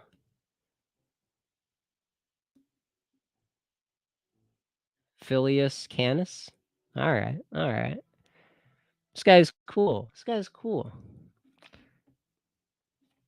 Anyways, here, did I miss you guys? Did I miss you guys? while I'm fishing back, if AF reactionaries here, this is gonna sound redundant, but man, oh man, GTA. GTA was kind of my introduction to narratives. It was kind of my introduction to story arcs, character, you know, behaviors. Like a lot of the themes and the storylines, I think are it's like a movie, like Metal Gear, the Metal Gear franchise. I think it makes more sense as like a movie series rather than a video game. And with GTA, my goodness, man, it's GTA 5 is like a critique on the American dream from people who live there. And then GTA 4 is from this immigrant perspective, Nico and Roman. And when you go from, street level thug to mob boss, and then like in GTA 5, what's the most you could level up, so to speak, working for the FIB, working for the feds. And so like, I think San Andreas, that was more in tune with, like, the cops, because it was set in, like, 90s LA, and there was friction between, the police and the new civil rights movement of the 90s, and so there was, like, a really creative bipartisan way of doing that, and, with this GTA 6 news, I'm curious because here's the thing, Rockstar doesn't really like, phone it in for anything. I mean, GTA 5, they're milking it, okay? They're making you update it, download stuff, okay. It's infamous for that. But, like, as far as, like, a full game, okay? Because when GTA 5 came out, it was a big deal, and it wasn't, this thrown together thing. GTA Online, okay, you could say that. GTA Online was a bit of a hodgepodge. And if you remember the day one, the to try and join a lobby was this chore. But anyways, that's I haven't thought about that in a while. But anyways, as far as like a game, like Red Dead Redemption sequel, you know, people critiqued it and said it's feels like homework. You can't really relax when you play it. It feels like, but again, that's not saying that it was lazy. There's a lot of stuff there. There's a lot of substance. So with this new Rockstar game, now, like I was saying, well, I said this earlier. Um, when they put out, the female protagonist, that's red meat. Obviously, Rockstar is probably not right leaning. Maybe they're a little sympathetic to it, but they're kind of like in that Joe Rogan intellectual dark web spot where like they critique everybody. They're like a comedian. They make fun of everyone.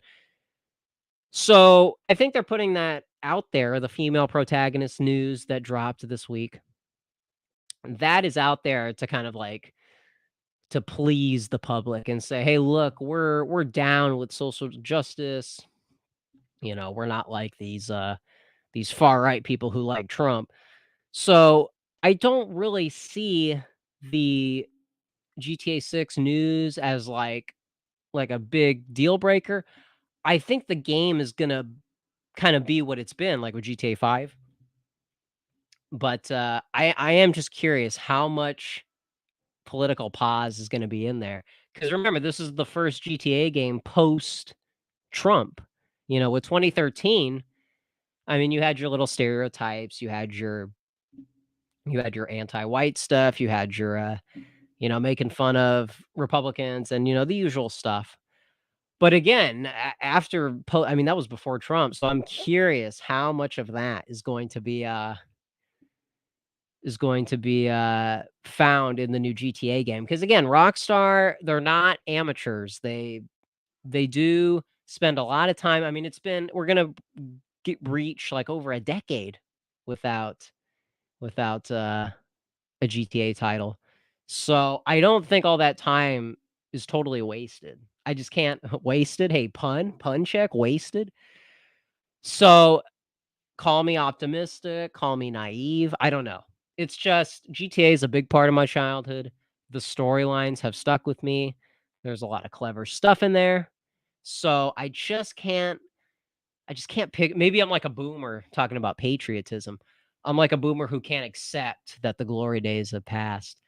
And, I'm willing to say that, but I gotta see hard evidence. I don't just wanna see, it's like the Top Gun movie when people said, "Look at the cast, it's diversity hires." Okay, yeah, yeah, they conceded on that front. But what about the substance? I still like Top Gun. So, that's the thing. I'm curious, I'm curious. And by the way, all these people in chat complaining about it, you're probably gonna buy it anyways. So, you're like all those people that made fun of Ben Affleck who was gonna be Batman, and then you went there, opening night. So, I don't wanna hear the double standard that's happening, okay? It's very easy to critique from the sidelines, but, we'll see, we'll see. I'll eat my words. If it is paused, if it's the here's the thing, it's going to be the worst game in the franchise, probably. Although I don't really like GTA 3. Don't really like it. But, who knows? Maybe Saints Row comes back and, retaliates. Saints Row Vindication. I don't know. Just throwing that out there. Curious, curious. Ah, yes. Ah, yes. What does Jared Taylor say? Ah, yes. Ah, yes. But yeah, yeah. So yeah. Yeah, yeah, yeah. Okay. How about that? Was that controversial?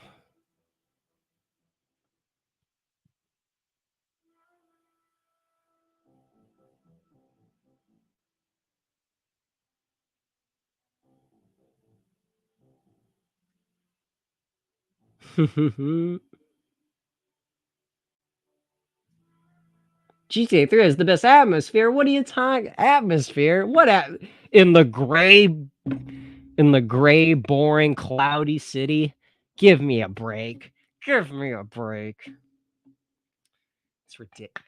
What a ridiculous statement. Are you in the whole franchise? Is that what you said? Dude, we've been to Miami, we've been to LA, we've New York with Liberty City. Liberty City GTA 4. Not this my goodness.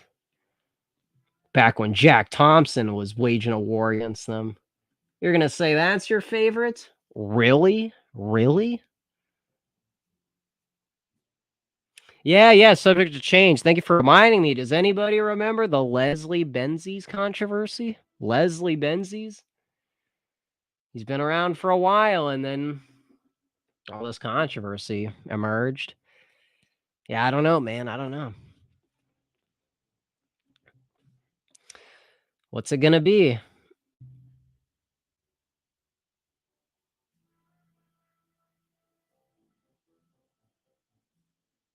Ah, it's going to be built around online.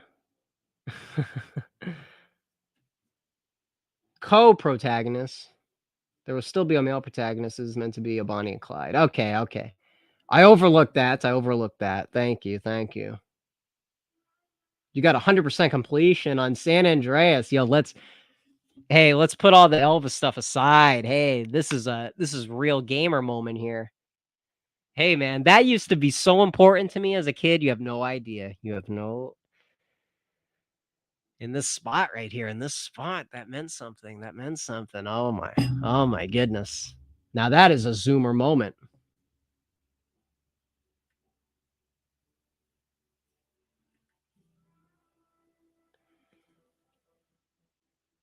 Yeah, and the re-releases. Yeah, yeah.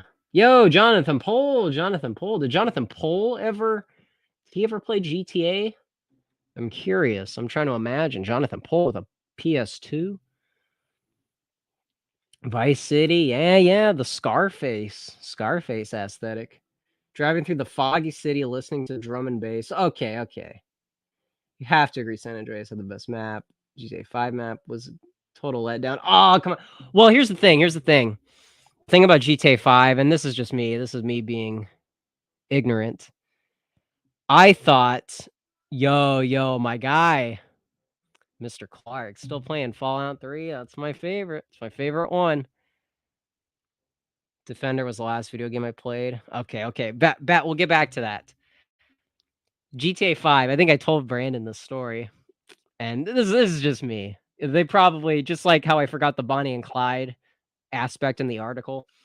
When they announced GTA 5 was going to be set in San Andreas, I like you said in the chat, I was thinking about the San Andreas map. I was thinking about San Fierro, Las Venturas, and I mean, there's Blaine County is kind of like supposed to be kind of like that, like not just the Los Santos city. But I thought we were literally gonna get Los Santos, San Fierro, Las Venturas, and I was like, dude, this is amazing. But no, we didn't get that. We got Los Santos and Blaine County and Mount Chiliad. So we got the bottom part of San Andreas. We didn't get the top part. Man, remember Truth? Not Truth Social. Do you remember the Truth, the Peter Fonda voice acted character? Paul, you know Peter Fonda. He voiced this hippie character, and you had to destroy all his weed before the cops showed up. This was in San Andreas. He had to destroy his whole harvest. And this also happens if you've ever played Far Cry. Was it Far Cry 3? Yeah. Far Cry 3. Far Cry 3. There's that level where you have to torch the like all the all the marijuana plants while the reggae dubstep is playing in the background. Does anyone remember that? That meant so it meant moments like that meant so much as a young Zoomer. But anyways, what was I got sidetracked just from thinking about that. But anyways, you have that exact same moment in San Andreas, and your vision gets a little foggy. Your the camera starts to tilt. And yeah. Oh, we got some real ones in chat. Um so yeah. And so the reason I bring that up is because once you are done in the Blaine County area, you get inside the oh man, what was the van called? It was a hippie motor van, and it had all the psychedelic colors on it. And it was a rare vehicle. There's a way to save that vehicle if you fail the mission and put it in your garage. That's some GTA series videos tip. But anyway, you drive that bus essentially to San Fierro, and that's your introduction to the city. If you're not jumping over the border and trying to, get 6 stars. But yeah, man, those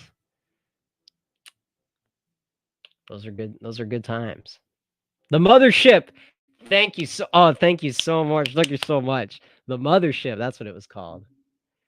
Yeah. I like to wear women's walk around fist. That was 3. That was 3. But not the name. Yeah. The mystery machine. Oh man. But yeah, that was so GTA 5, it's still, I wouldn't say it was a letdown. It was just I don't know. I think that we had gotten to that point, We had upgraded to the PS3. So, that's fine. Do you remember the Rusty Brown commercial? Rusty Brown donut eating gangsta? Yeah. What that was also in GTA 4, I think. Rusty Brown. There was advertisements, I think, in GTA 4. But the commercial, I'm kind of blanking on that. Vice City had the best commercials and music. Man, dude, the Vice City radio station, Laszlo. See, the arc of Laszlo, I think it started with Vice City. He was like the co-host of Cousin Ed. And then Vice City Stories, he took over the station for V-Rock. And then San Andreas, I think he's on one of the talk shows, if I remember right. And then GTA 4, he was a man on the street comedian. Do you remember that on was it Intervention Radio? I think after you unlock the um not Alderney, what's the one Algonquin. Once you unlock the Algonquin map, you get access to a radio station called Intervention. If I remember that right, it was just a microphone and he would literally he would literally walk around the city and like put mics in people's faces. I this is like right around the housing crash. So I'm not sure how popular that comedy style was. I know they brought on Cat Williams and somebody else for as like the relevant comedians of the time. But yeah, I remember he he would walk around and he would just commentate as he wandered around Liberty City. What do we got here? Vice City had that yeah, yeah, 80s music. Fernando, yeah. What is that? Espanido? What was that station called? Fernando. Yo, let's go. The pop music chick. I'm dyeing my own hair tonight. See, I gotta go back and listen to all of the radio hosts because I was kind of I cut myself off from a lot of the radio stations because I only liked my one thing. And then over time I got over that. But but yeah. I mean, I didn't understand like K Dust and Radio X. I didn't understand. What do you mean there's two rock stations? I thought rock was one genre. Radio X is the alternative rock, and K Dust is your classic 70s rock. So, I mean, even something like that was like, I needed an explanation. What do you mean? I thought I was listening to the rock station. And I think Radio X had Guns N' Roses. I don't know why they were seen as alternative. Maybe because they're newer relative to the 70s bands. But man, oh man. Yeah, yeah, yeah. Bounce FM. What was the other one? Man, oh man. Well, I'm glad we got to the GTA thing because I almost left that part out. Laszlo is gone now. Oh, is that true? We're not even because in GTA 5. Oh, and I didn't even conclude that in GTA 5. Of course, you see the first appearance of Laszlo. He's part of the main story. He's trying to get with Tracy, Michael's sister, at Fame or Shame, and then you tattoo the you know what on his chest. Yeah, man. Yeah, yeah. He was the one of the hosts or judges for Fame or Shame. So that's his arc. That's his arc. Now he's on TV. He went from radio and then he went to TV. I think he started in GTA 3. I think he's on one of the talk shows. So that might be a good chunk of it. What's going on Twitter? All right. Laszlo Jones was the audio director for the games. Yeah, yeah, that's right. That's right. He was also a member of that. See, I wonder if he left on good terms since Leslie has kind of leaked some personal stuff. Maybe Laszlo's in a similar thing. Who knows? I mean, I don't know that. I don't even know that for sure. I would cruise the city and listen to tunes. See, that's the thing. That's what made me excited for GTA 5. I like the music. That was my vibe in high school. So that just kind of shows you where I was at, you know.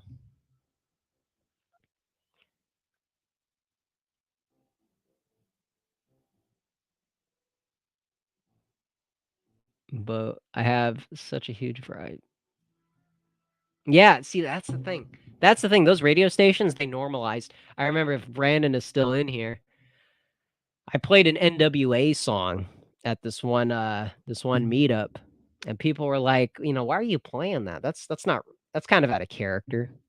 Here, that's the thing though. Like GTA widened my taste, so it was like, you know, to me that stuff isn't so foreign. To me, it's part of the West Coast. I mean, that's the thing. It's we're also in California too, so it's part of the West Coast music. But yeah, yeah. My goodness. The humor, the style. Yeah, Dan Hauser, Dan Hauser. That's the thing. I heard that may have come out in one of those articles like The Verge or something. Or I think someone made a thread and said like Rockstar used to be like a frat club. It was like a boys club. And that's how you know you got creativity. That's how you know it's in good hands. But of course, they got to decentralize the boys club and turn it into this, you know, quota driven department. So now let's look at where the next game's going to go. Since he left in 2019. Yeah, that's the thing. That's the thing. Man, oh man, oh man. There's 20 of you guys here up. What the? 20 of you guys. Oh, did Blizzard have a similar situation? Because I wasn't playing those games at a young age. And this might be just the effect of Gamergate. Yeah, the gaming industry has basically been infiltrated. Oh man. Defender. Yeah, I don't know Defender Pole.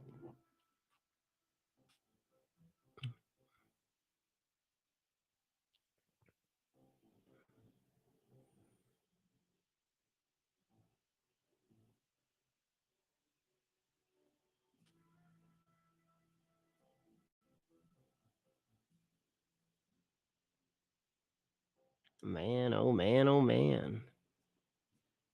Yo, Richard Crook. Wait a second. Also, oh, whoops.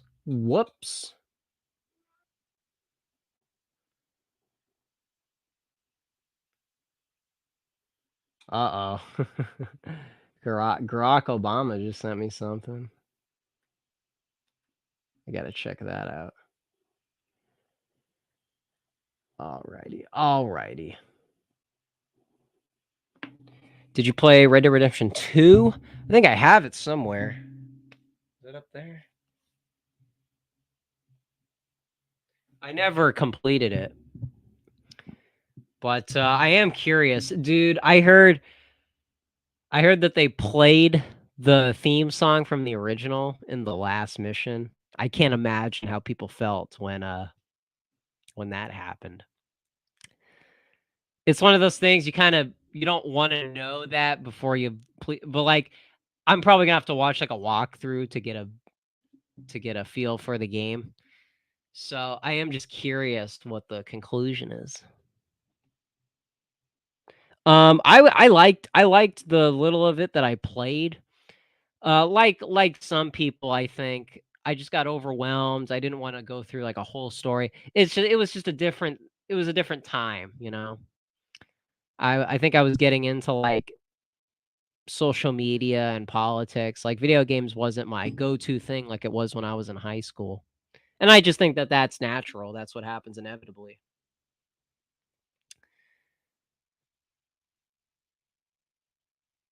Man, oh man.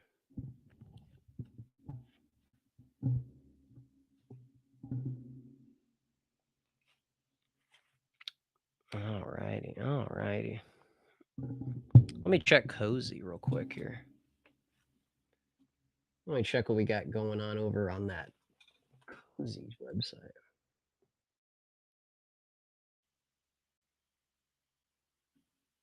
Oh wow. What is Fall Town doing?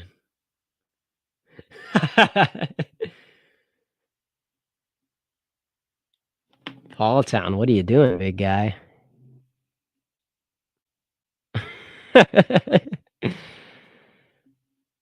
I not really sure. Yo, is Wooza? I think they're both stream. Yeah, they're both in the same. I saw that earlier. That's pretty funny. Anyways, forgive me. Have you ever met? I did. Thankfully, yeah. I met the man himself. Yeah. Brandon met him too. That was, uh that was really something. That was a funny story. Yeah, hey, here's the thing. People say a lot of things, people assume a lot of things. If my word means anything, if my testimony can have any weight behind it, I just want you to know, for those tuning in after midnight on the East Coast, people who may not remember anything from this stream, if you remember one thing, let it be this. AF and all the people attached to it, there's nothing to worry about. Nothing to worry about. Let me tell you, we are in good hands, good hands.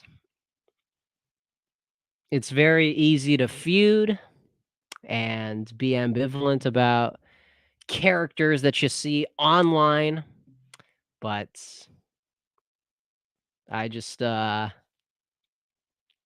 think people should be hesitant whenever they are having that impulse because I it's listen, it's got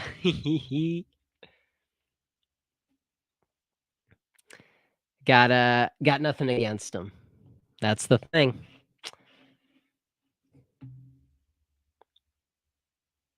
When you assume. I haven't heard that in a while. I haven't heard that in a while, King Sports Cal.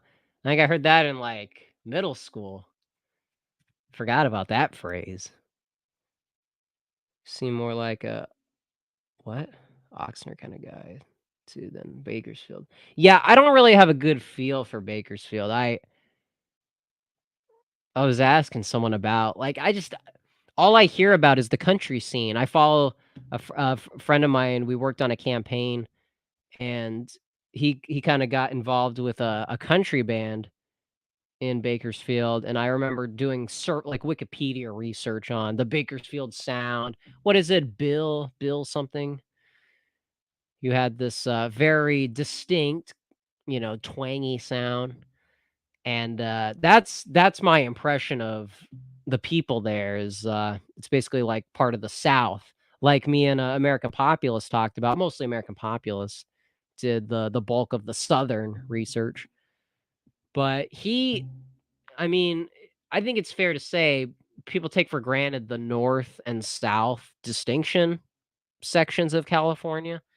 So the Southern California really does have some similar history than the flyover states.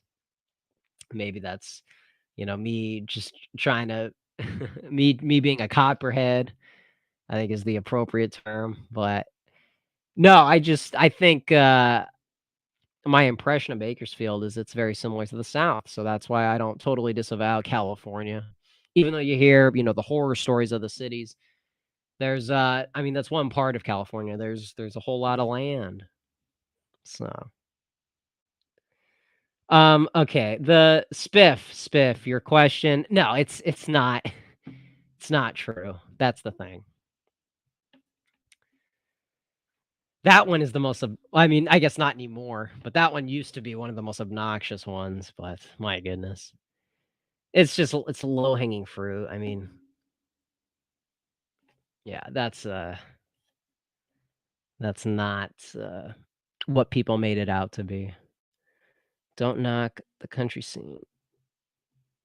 Oh, no, no, no. I'm not critiquing the South. I'm saying I don't think a Southerner. Oh, I guess this is how I know I've made it. Now we've got sex bots in the chat. Moderators, can we is there any moderators still in chat? Oh my goodness. Who is this? What is happening? Bruh. Can I do something about that? Hey Elon, oh, what am I doing? Elon, you deserve a moderator status. Let me help you out, man. Sorry about that. Sorry about that.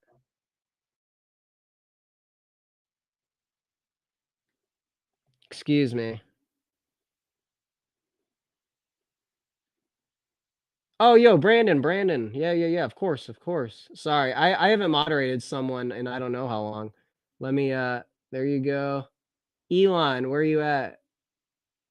Elon, my guy. This is disgusting. This is disgusting. What is happening? There we go. Of course, of course.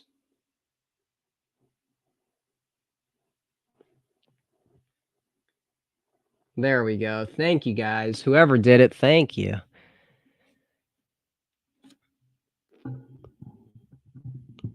We disavow, we disavow. It's really subversive on two levels. It's subversive in a primitive sense.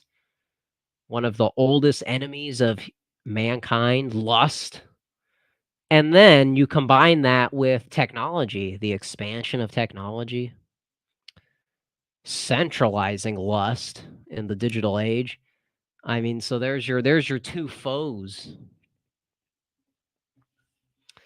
That's why it's is it a it's a interesting question, Paul. Maybe.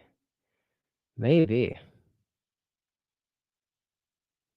Thank you guys. There goes my chance of getting I'm sorry, I'm sorry. Phileas, you're gonna have to overcome that. Not on this channel. Bots interrupted Ace's response to my comment. That's right, that's right. Um, what I was saying is I don't think a Southerner needs someone from California to defend them. They would probably take that as an insult. So it may sound subversive for me to say, like, as somebody who recognizes the Southern culture in California, that might sound like, boy, you don't even know what the South is. Get out of your terrible state. So no, I have respect for the South, and I'm sympathetic to them. Thanks to Thomas DiLorenzo and a lot of the people, Prudentialists. They all Oros, Thomas, they all give a proper account of Southern history. So yeah, Elon, so true, so true. Live a rock and roll lifestyle. I can be even. No, no, no, Phileas, what are you doing, man? This is no good. That's the wrong mindset. That's I can quit anytime. I remember Tyler Russell said in Vegas. He said, dude, it's just paper. It's just paper. Talking about gambling. But that was funny. That was funny. When people say like they can quit anytime, that is mental slavery. Don't do it. Don't do it. Phileas, I'm begging you. Do not surrender. Never surrender. Never relax around women. Hey, if there's one thing you got to remember as you grow older, never relax around women. I do California's ain't gonna. Oh no, no, no. Rightfully so. Rightfully so, King Sports Cow.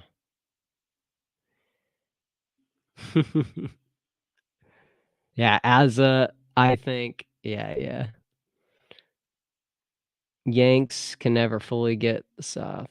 Well, yeah, yeah. It's probably the urban versus rural distinction. Maybe you would call that the friend enemy distinction. You know, maybe there's not a lot of room for compromise on that issue. But yeah, yeah. Well, I guess I could dude, I've been bruh. King Sports Cow. That is not a flex. That is not a flex on this channel. You gotta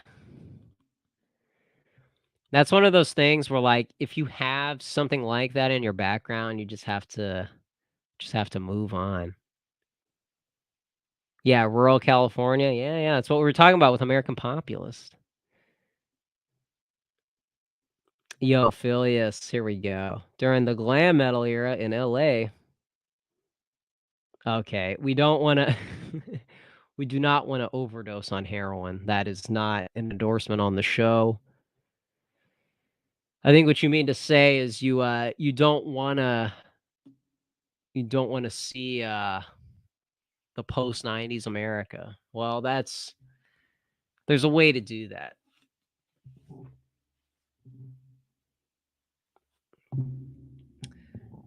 I was gonna talk about how Razor Fist, he published I don't know if he self-published or if he has somebody on the inside. Oh my goodness. Okay, mines. I'm like Axl Rose. My interpreter. Can we lay down the band hammer on this bot? My goodness.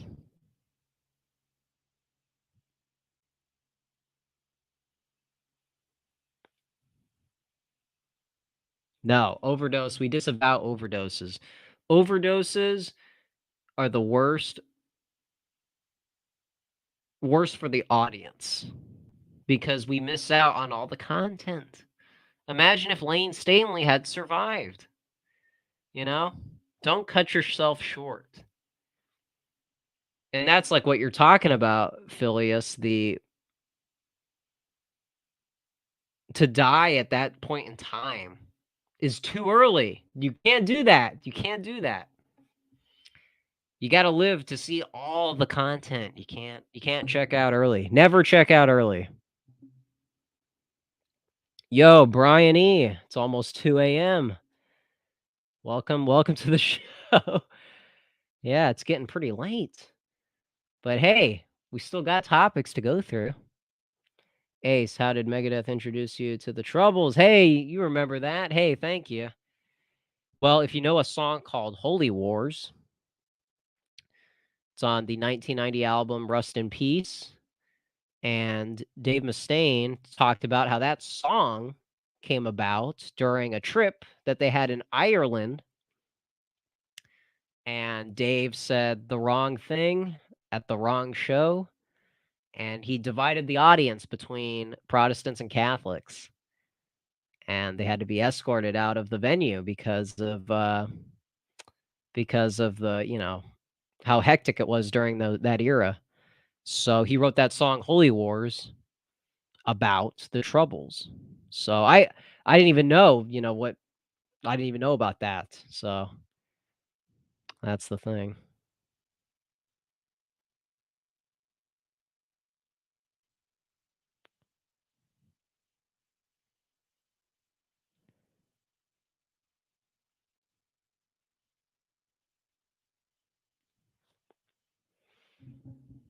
Well, the thing about that G.G. Allen quote is it's very convenient. It's very convenient for some people to say like they peak early. But you can't like that as far as peaking, I mean, you could argue that like an 80s band that puts out an album relatively recently, you could say like that is their peak. And so you can't always gauge your peak based off of if you're like a young guy. So you can't really use that one.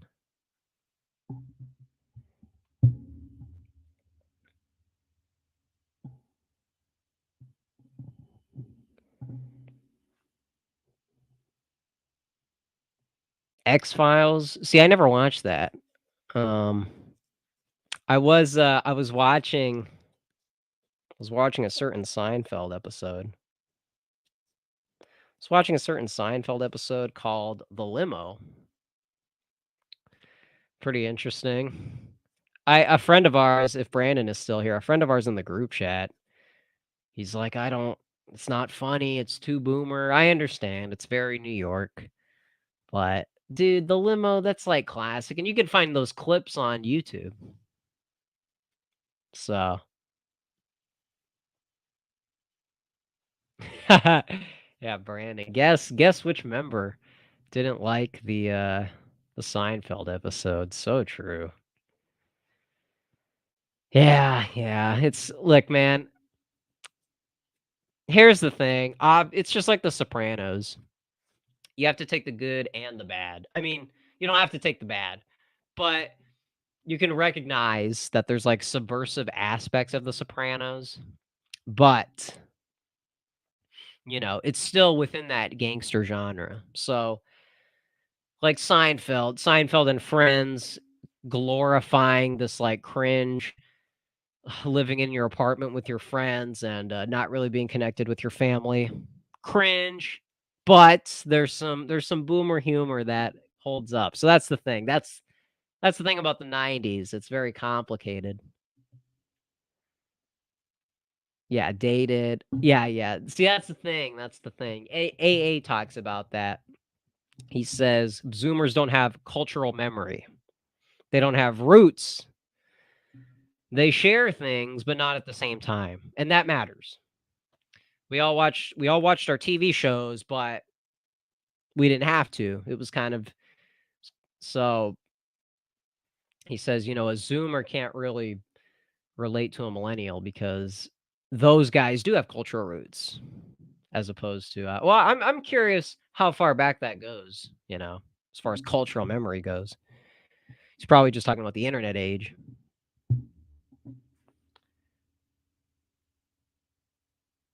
Do you know anything about the mob? No, King Sports Cal antagonizing me. What's going on, man?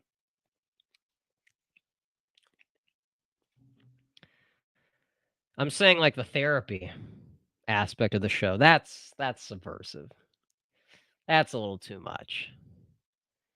But no, I'm not speaking on like how realistic it is. I'm saying there's progressive elements in the show. Not an expert, by the way, not an expert.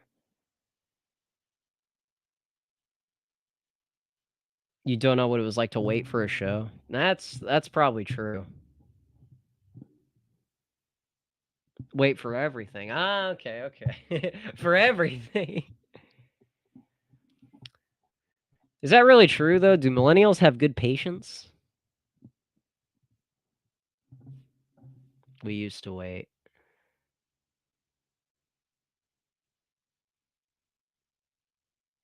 What sticks out to me, maybe Brandon can verify this. I haven't watched all The Sopranos, so I'm not a reliable source. But this guy says what sticks out to me in The Sopranos is how unstrategic the guys are. No backup plans. In fact, rarely make plans at all. Is that really? So it's not really a coordinated crew. It's not really organized. Is it off the cuff? Is it chaotic? Is it interesting? Interesting.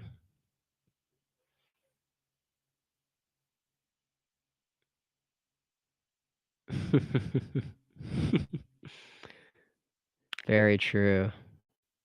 Interesting. All right. All right. Good patience. Well, I keep waiting for better things to get better. It's been. Well, hey, but that's the mindset. See, that's the thing. That's the thing. You don't want to. So many people like are won over by stuff like that. We were talking about Chungus Respecter earlier in the show. This may sound like a detour, but hear me out. He was in this religious debate, and this atheist was telling him, your logic is circular. God is real, therefore God is good. And Chungus Respect, like most people would be afraid of that and say, like, no. Here's why it's not circular logic. It's actually got a lot of different pillars. Chungus Respecter says, yeah, it is circular logic. As with anything, if you establish a source and everything is derivative from the source and you refer back to the source, of course, like that's logically how that follows. It's going to be circular. And so wait, why did I bring that up? Oh, okay. Sorry. This was the point. Brian E says, I have this optimistic attitude, and some people say that that's naive because you wait years. I've been waiting for the good times and they still haven't showed up.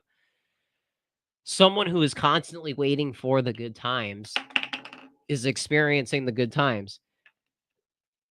Somebody's like that gotcha of like, "Hey man, why don't you live for yourself for once?" That's a big cope. That's do whatever you want, don't have principles. Somebody who is, there's a scene in Dazed and Confused. I used to look at the scene a different way, but now I'm starting to get it.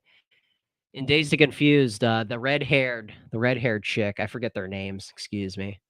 They're in that car with the red-haired chick, the guy with glasses, and the guy who gets in the fight at the party at towards the end. At the what is it? The anyways, everyone knows probably who I'm talking about. But anyways, they're in the car and they're talking about I'm in this constant talking about young people going into college. I'm in this constant phase of saving for the future, putting it off, you know. Have fun later. And it's like and then she goes, why can't I just do what I want now? Why all this preparation?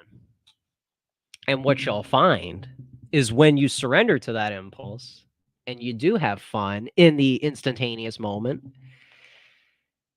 then you become bored and it's like, okay, I had that fun and now it's gone. It's you know, the whole thing about life is its mystery. It's because that's what I notice. I notice whenever I try to enjoy the moment too hard, I'm overthinking it and I'm not having fun. I'm sitting. You know what I mean?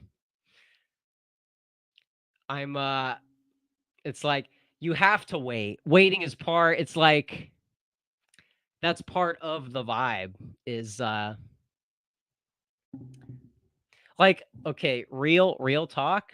Like right now, this feels a little weird. It's late. I feel like I haven't gotten enough sleep, even though I kind of have. I'm in a weird state of mind. But when I stop recording, I'm gonna like think about this and think, man, this was the peak, even though I don't feel the peak. See, you're not gonna feel the peak if you go right for it right now. That's the thing. You gotta delay gratification. Because if you have it all right now, you spoil it. It's wasted. So much of being happy is thinking about like what the next week is gonna be. You know what I'm saying? It's not even the thing itself. Like for AFPAC, I remember I went in the shower getting ready. I haven't even gone to the venue yet. Haven't even gone into the venue yet. I was just in the shower at the hotel, and I remember this. Literally nothing had happened. I was in Florida, nothing had happened. But thinking about what was about to happen was honestly more memorable than being there. Cause like being there, I'm a little scatterbrained because it was so much. But that's what life is like thinking about the future. So it's a big cope to say, that's kind of what the rock and punk, ethos has been subverted by, you know. Live fast, die young. Okay, yeah, the whole movement's gone after that. Yeah, live fast and it's over. So that's the thing. That was a big wake up call. Cause I gotta be honest, I was in this funk where like I would try to enjoy stuff and I'm like, I'm in that moment trying to enjoy it. That's not how it works. It's not how it works. Maybe some older people can relate because they've probably experienced this more. But if you ever find yourself like feeling sad about that kind of a thing, it's not something to be sad about. It's just part of your arc, part of your development rather. And even if you're older, because that's the big lie. is people say, um, I'm 30 years old, I graduated high school, done with college. I am an adult. I'm done. So now what? Now what? And it's like, no, dude.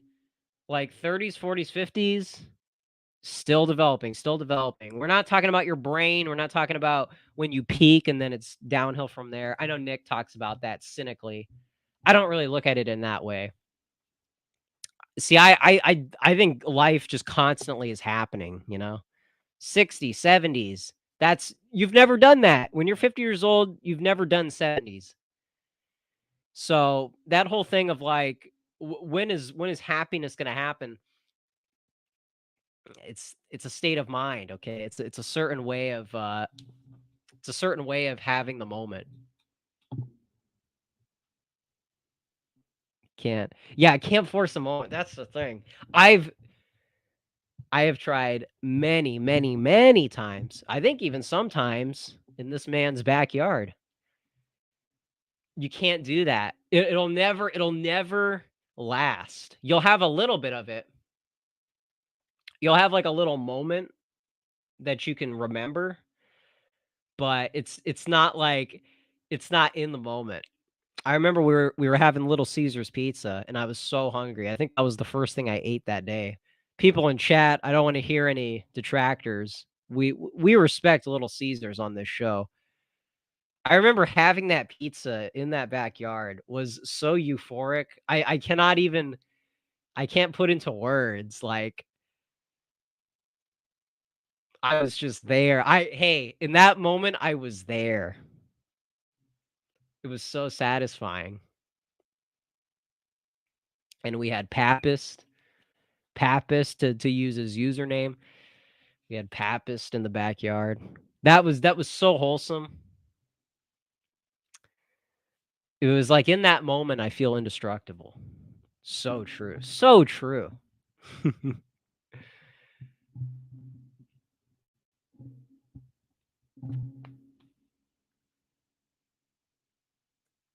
But yeah, that's the thing. And I think that's why a lot of Zoomers are going to feel unhappy because they don't know what that means. They don't know how to have the moment.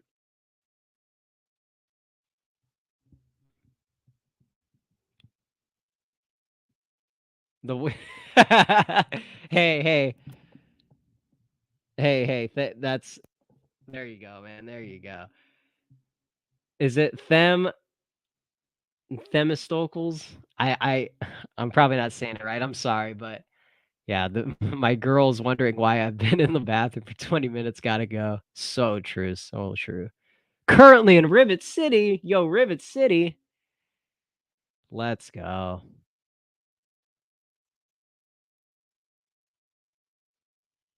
Yes, so true. Yo, Paul Hall, so true. So true. That's the thing, man. That's why checking out isn't the way.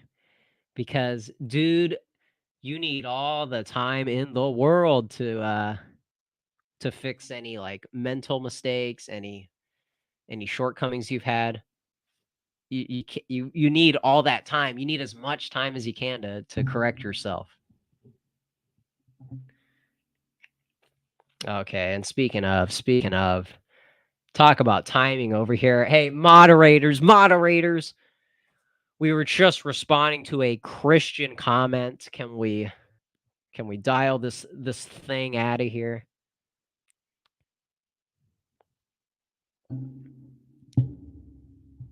Don't let her stand in the way of you. That's the thing. Moderators, we need assistance. All right. All right. All right. Okay. Man, oh man, oh man, oh man. Omegle. Oh my goodness.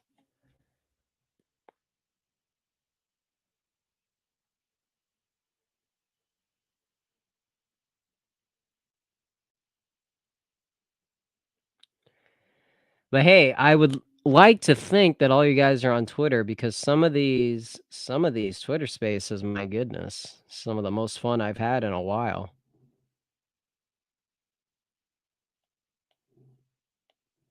Oh, dude. Prudentialist and Geo, they live streamed from Twitter and YouTube at the same time.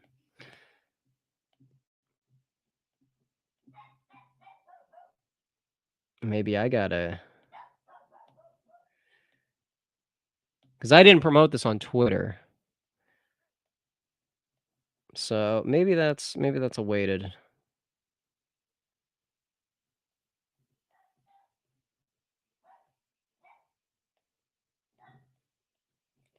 Anyways.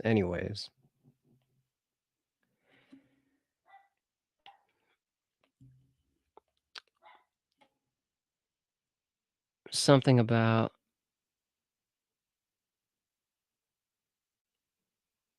can't mods just remove the bots from chat. Here, let's I think I have okay, thank you.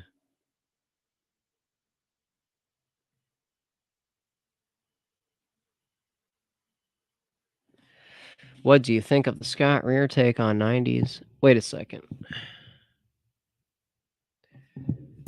What do you think of the Scott Greer take on 90s weren't a racial harmony and were racial consciousness and was completely abolished?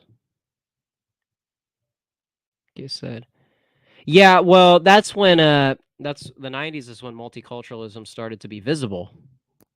People talk about 1965 Hart-Celler Act, Lyndon Johnson changing the course of America towards a civil rights society.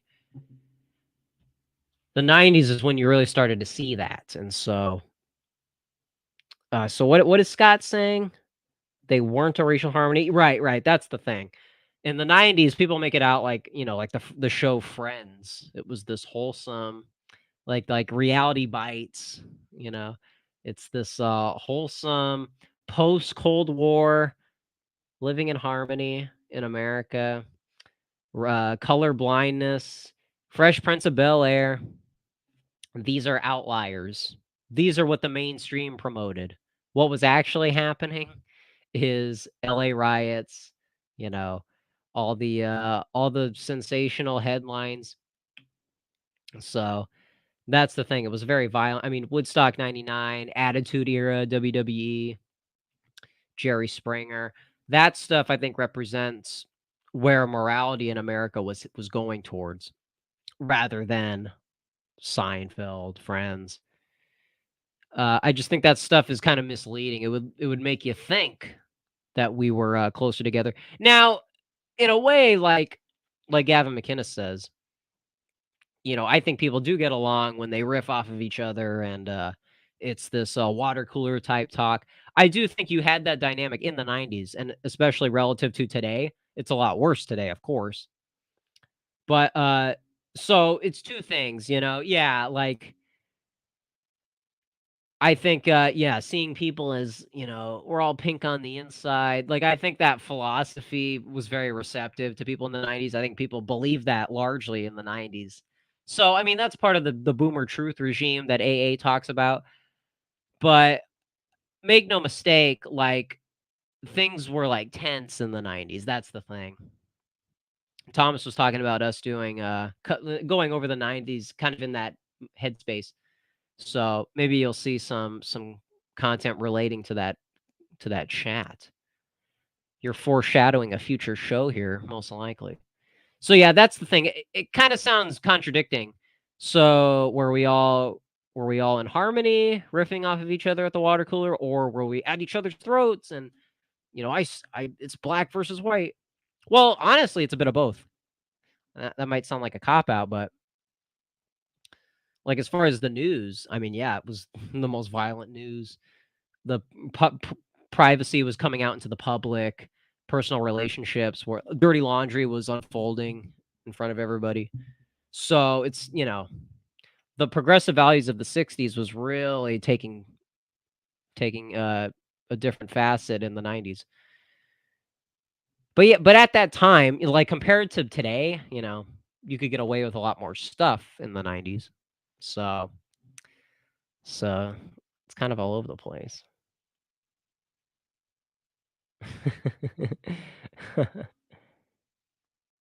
No, no, no, no problem. No problem, Phileas. Yeah, take care, man. Take care. Take care.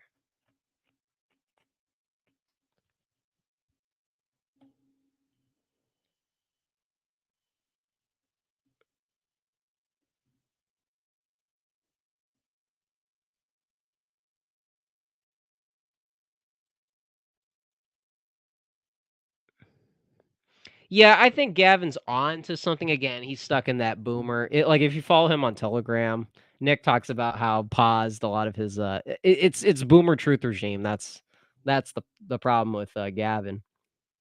But yeah, it's the return to Fresh Prince mindset where if only we could just go back to one decade in American history and stay there. And obviously the nature of progressive politics doesn't allow for that. And so you have to confront some of the assumptions that you have. I know that McIntyre talks about this. I think he had that one show with Sargon recently, and I think they basically cover that. But that's the thing, you can't just go back. You have to really confront your worldview and make sure that you're not on the slippery slope. Still, we can go back to the first part of the slippery slope, but we have to acknowledge that it's eventually gonna slither. Chungus Yo!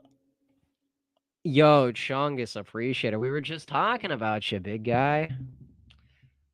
Love this guy. Love this guy. This guy? Love this guy. I gotta Oh, did you hear that? Uh-oh. I've been talking for a minute here. This guy never thought the day would come, but he got me out of my shell. He got me to step up to the open mic. And we went for it. We went for it.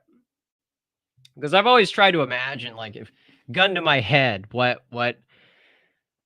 kind of song would I sing off the top of my head if I have to, save myself from embarrassment? What could I pull off? What's realistic?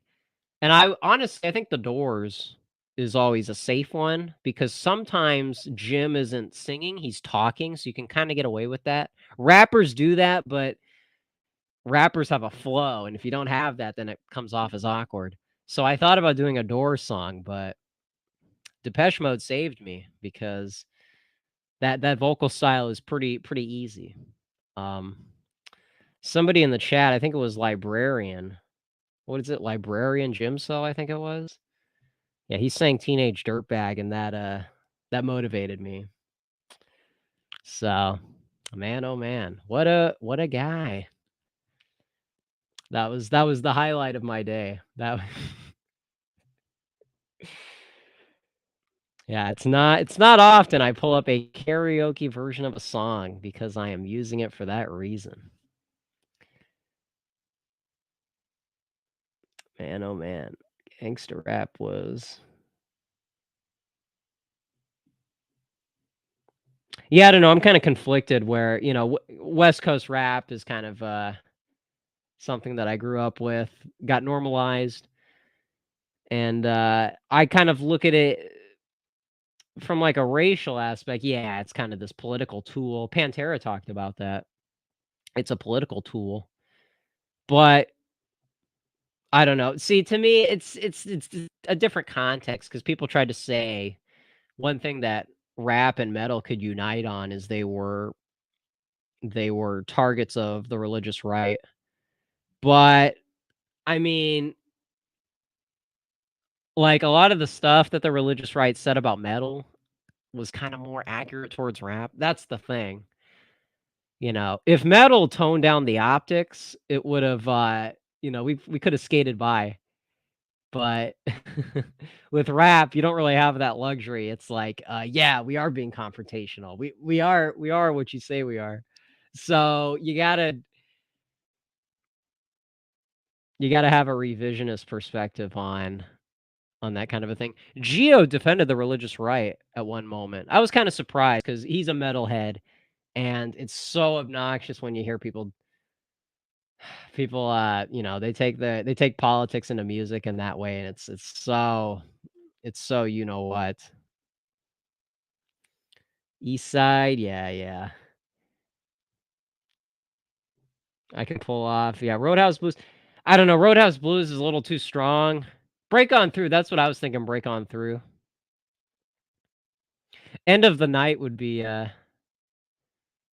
kind of cool, but I don't think I could hit that high. Realms of Bliss.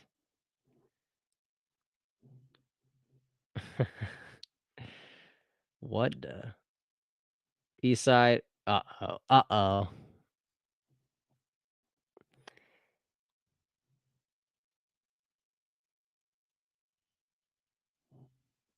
Whoa, Paul Hall. How did that get brought up? Did he mention that? I'm just curious. I don't want to like go against what a priest says. It's just whatever. It's whatever. I'm just curious what the context is because I don't know if do people still talk about that? Because pop culture, I think I would expect. Well, I don't know. I honestly I don't know. So I'll just leave it at that. Oh yeah, Unknown Soldier. Yeah, now a little older. The war is over. Hut. You'd have to do the military grunting. You'd have to do that.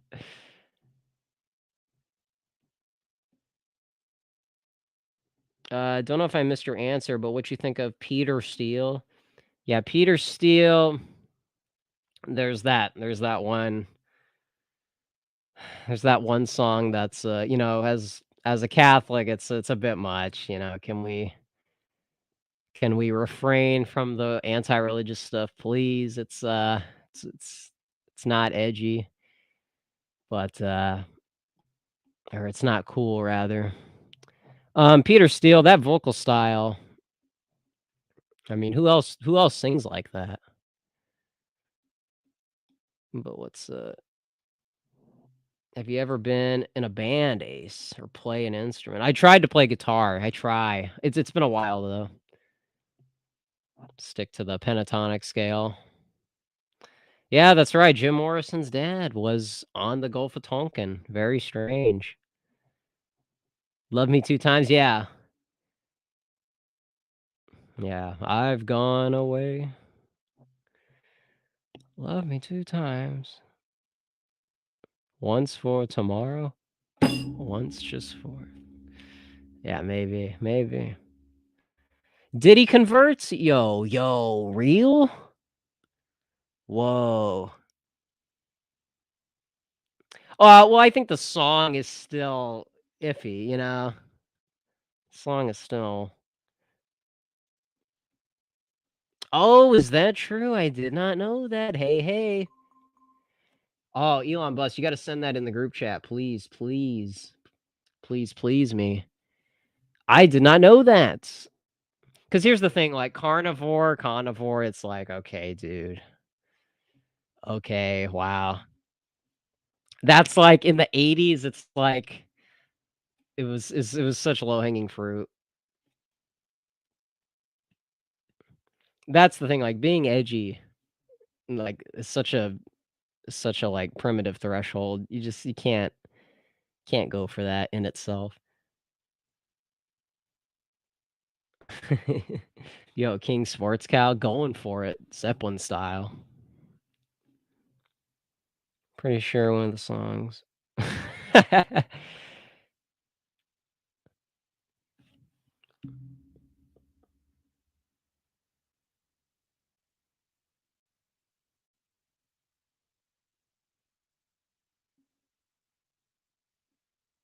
Journey? How can okay, Can you really pull off Journey? That's I know that's a boomer band, but I mean to sing that in a karaoke setting, I can't imagine.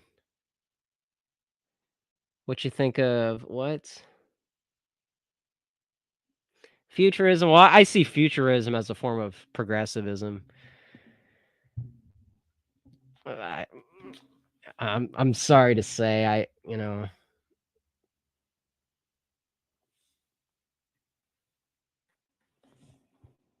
um,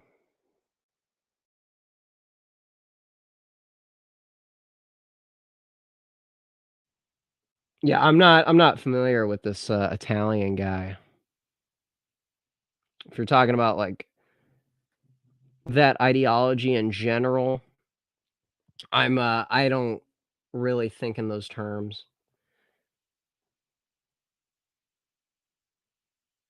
'cause I see that as, like, materialist, you know?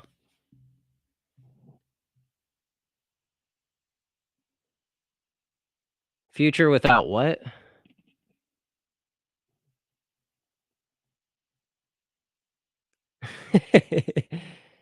Yeah, yeah, see, that's the thing, I just feel like that's one of the obstacles of the dissident right, is, they just can't let go of some of this futurism. You gotta be rooted in a religious mindset. You can't really don't be dazzled by, you know,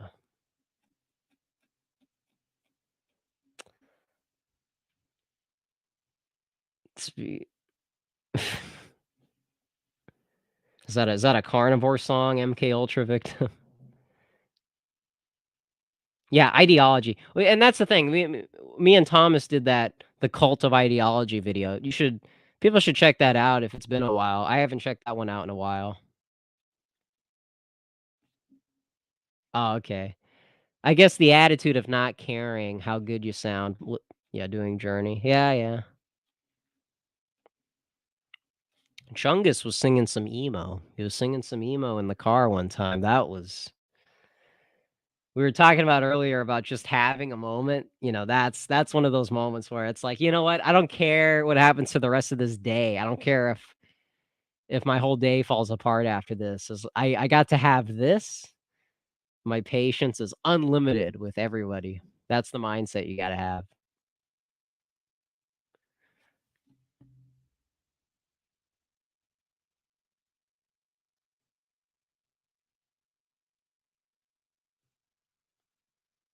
See, I feel like singing a deep voice is kind of a get out of jail free card for karaoke. You don't have to worry about range because anybody can do you know. Oh,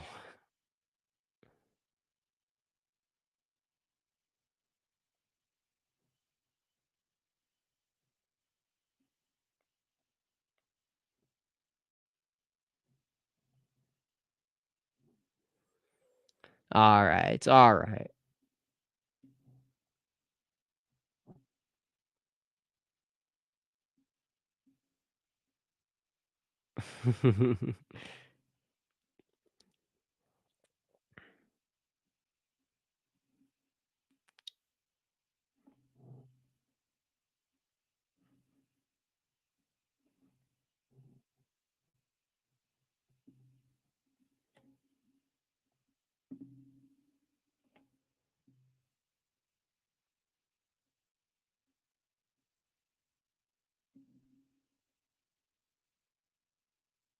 All right, all right.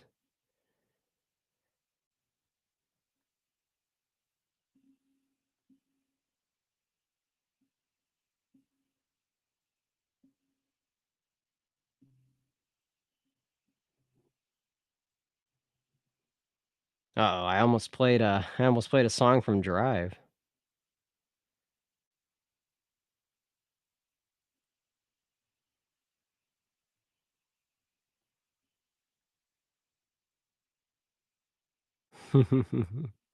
Okay, okay, okay. If we're all done for questions, We can wrap up. We can wrap up.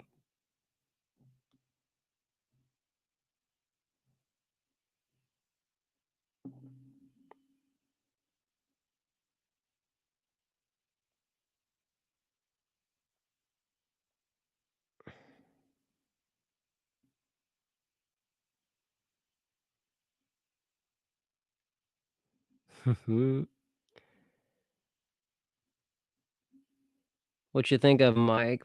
Oh, eh. See, like I can only get into like Primus. That's my one band that's like that, but not quite that. That's the thing. Primus, okay, I got Les Claypool. And like I said with White Zombie, anyone else who tries that style, I would say it's try hard. But I know that's not consistent, but I gotta go for Les Claypool. So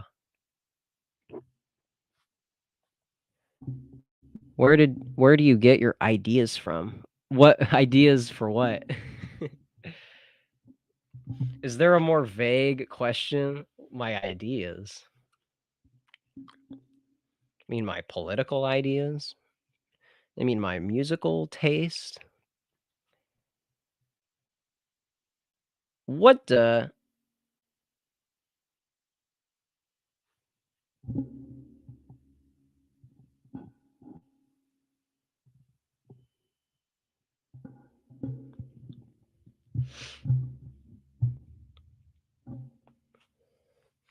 like, everything that people say on the dissident right that doesn't interfere with Christianity.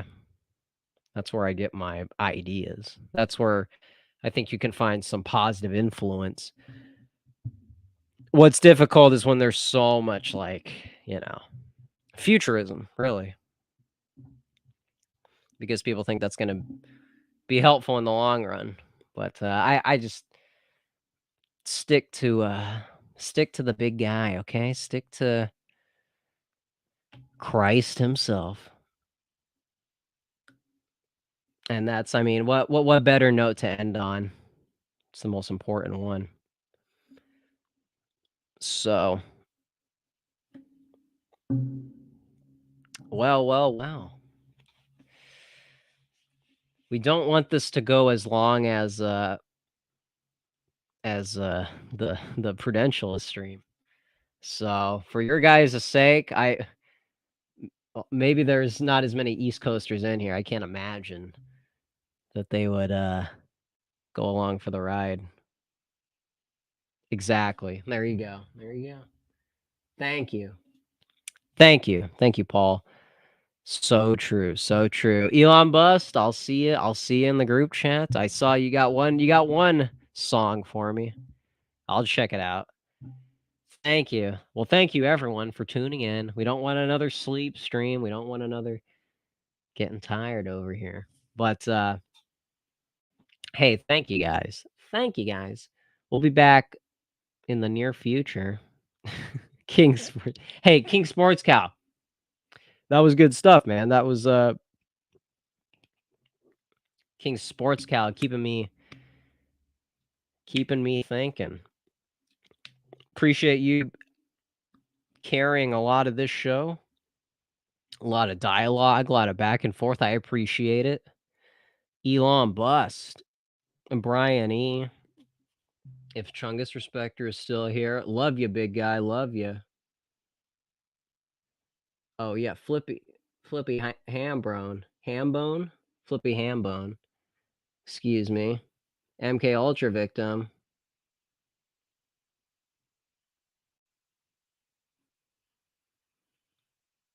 Who do we got?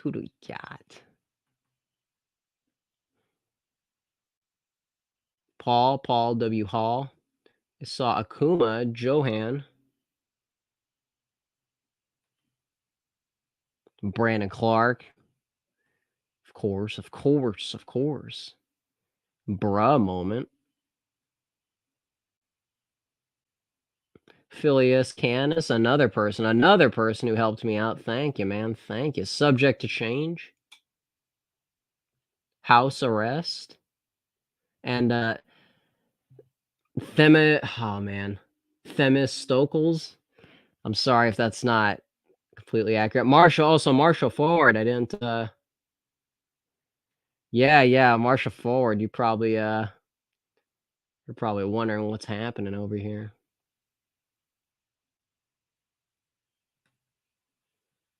All right, all right. All right, Spiff too. Good to see you here too. All right, all right,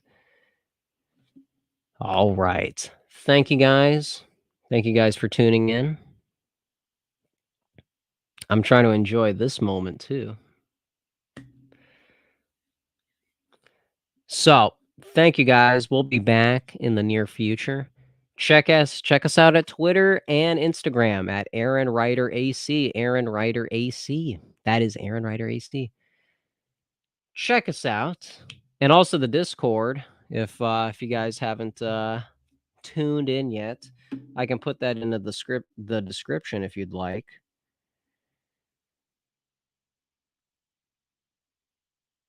Got some Barack Obama content. Thank you, thank you. Okay, let me put this in the Google Doc so we can.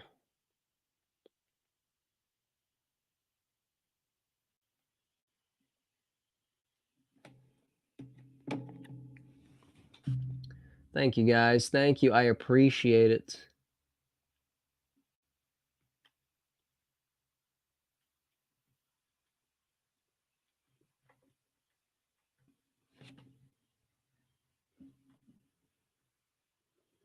Also, before you leave, oh, thank you. Thank you, King Smarts Cow.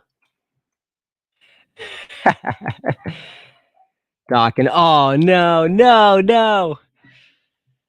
How dare you? How dare you? How dare you? How dare you? This guy busting my chops. Another person busting my chops. What else is new?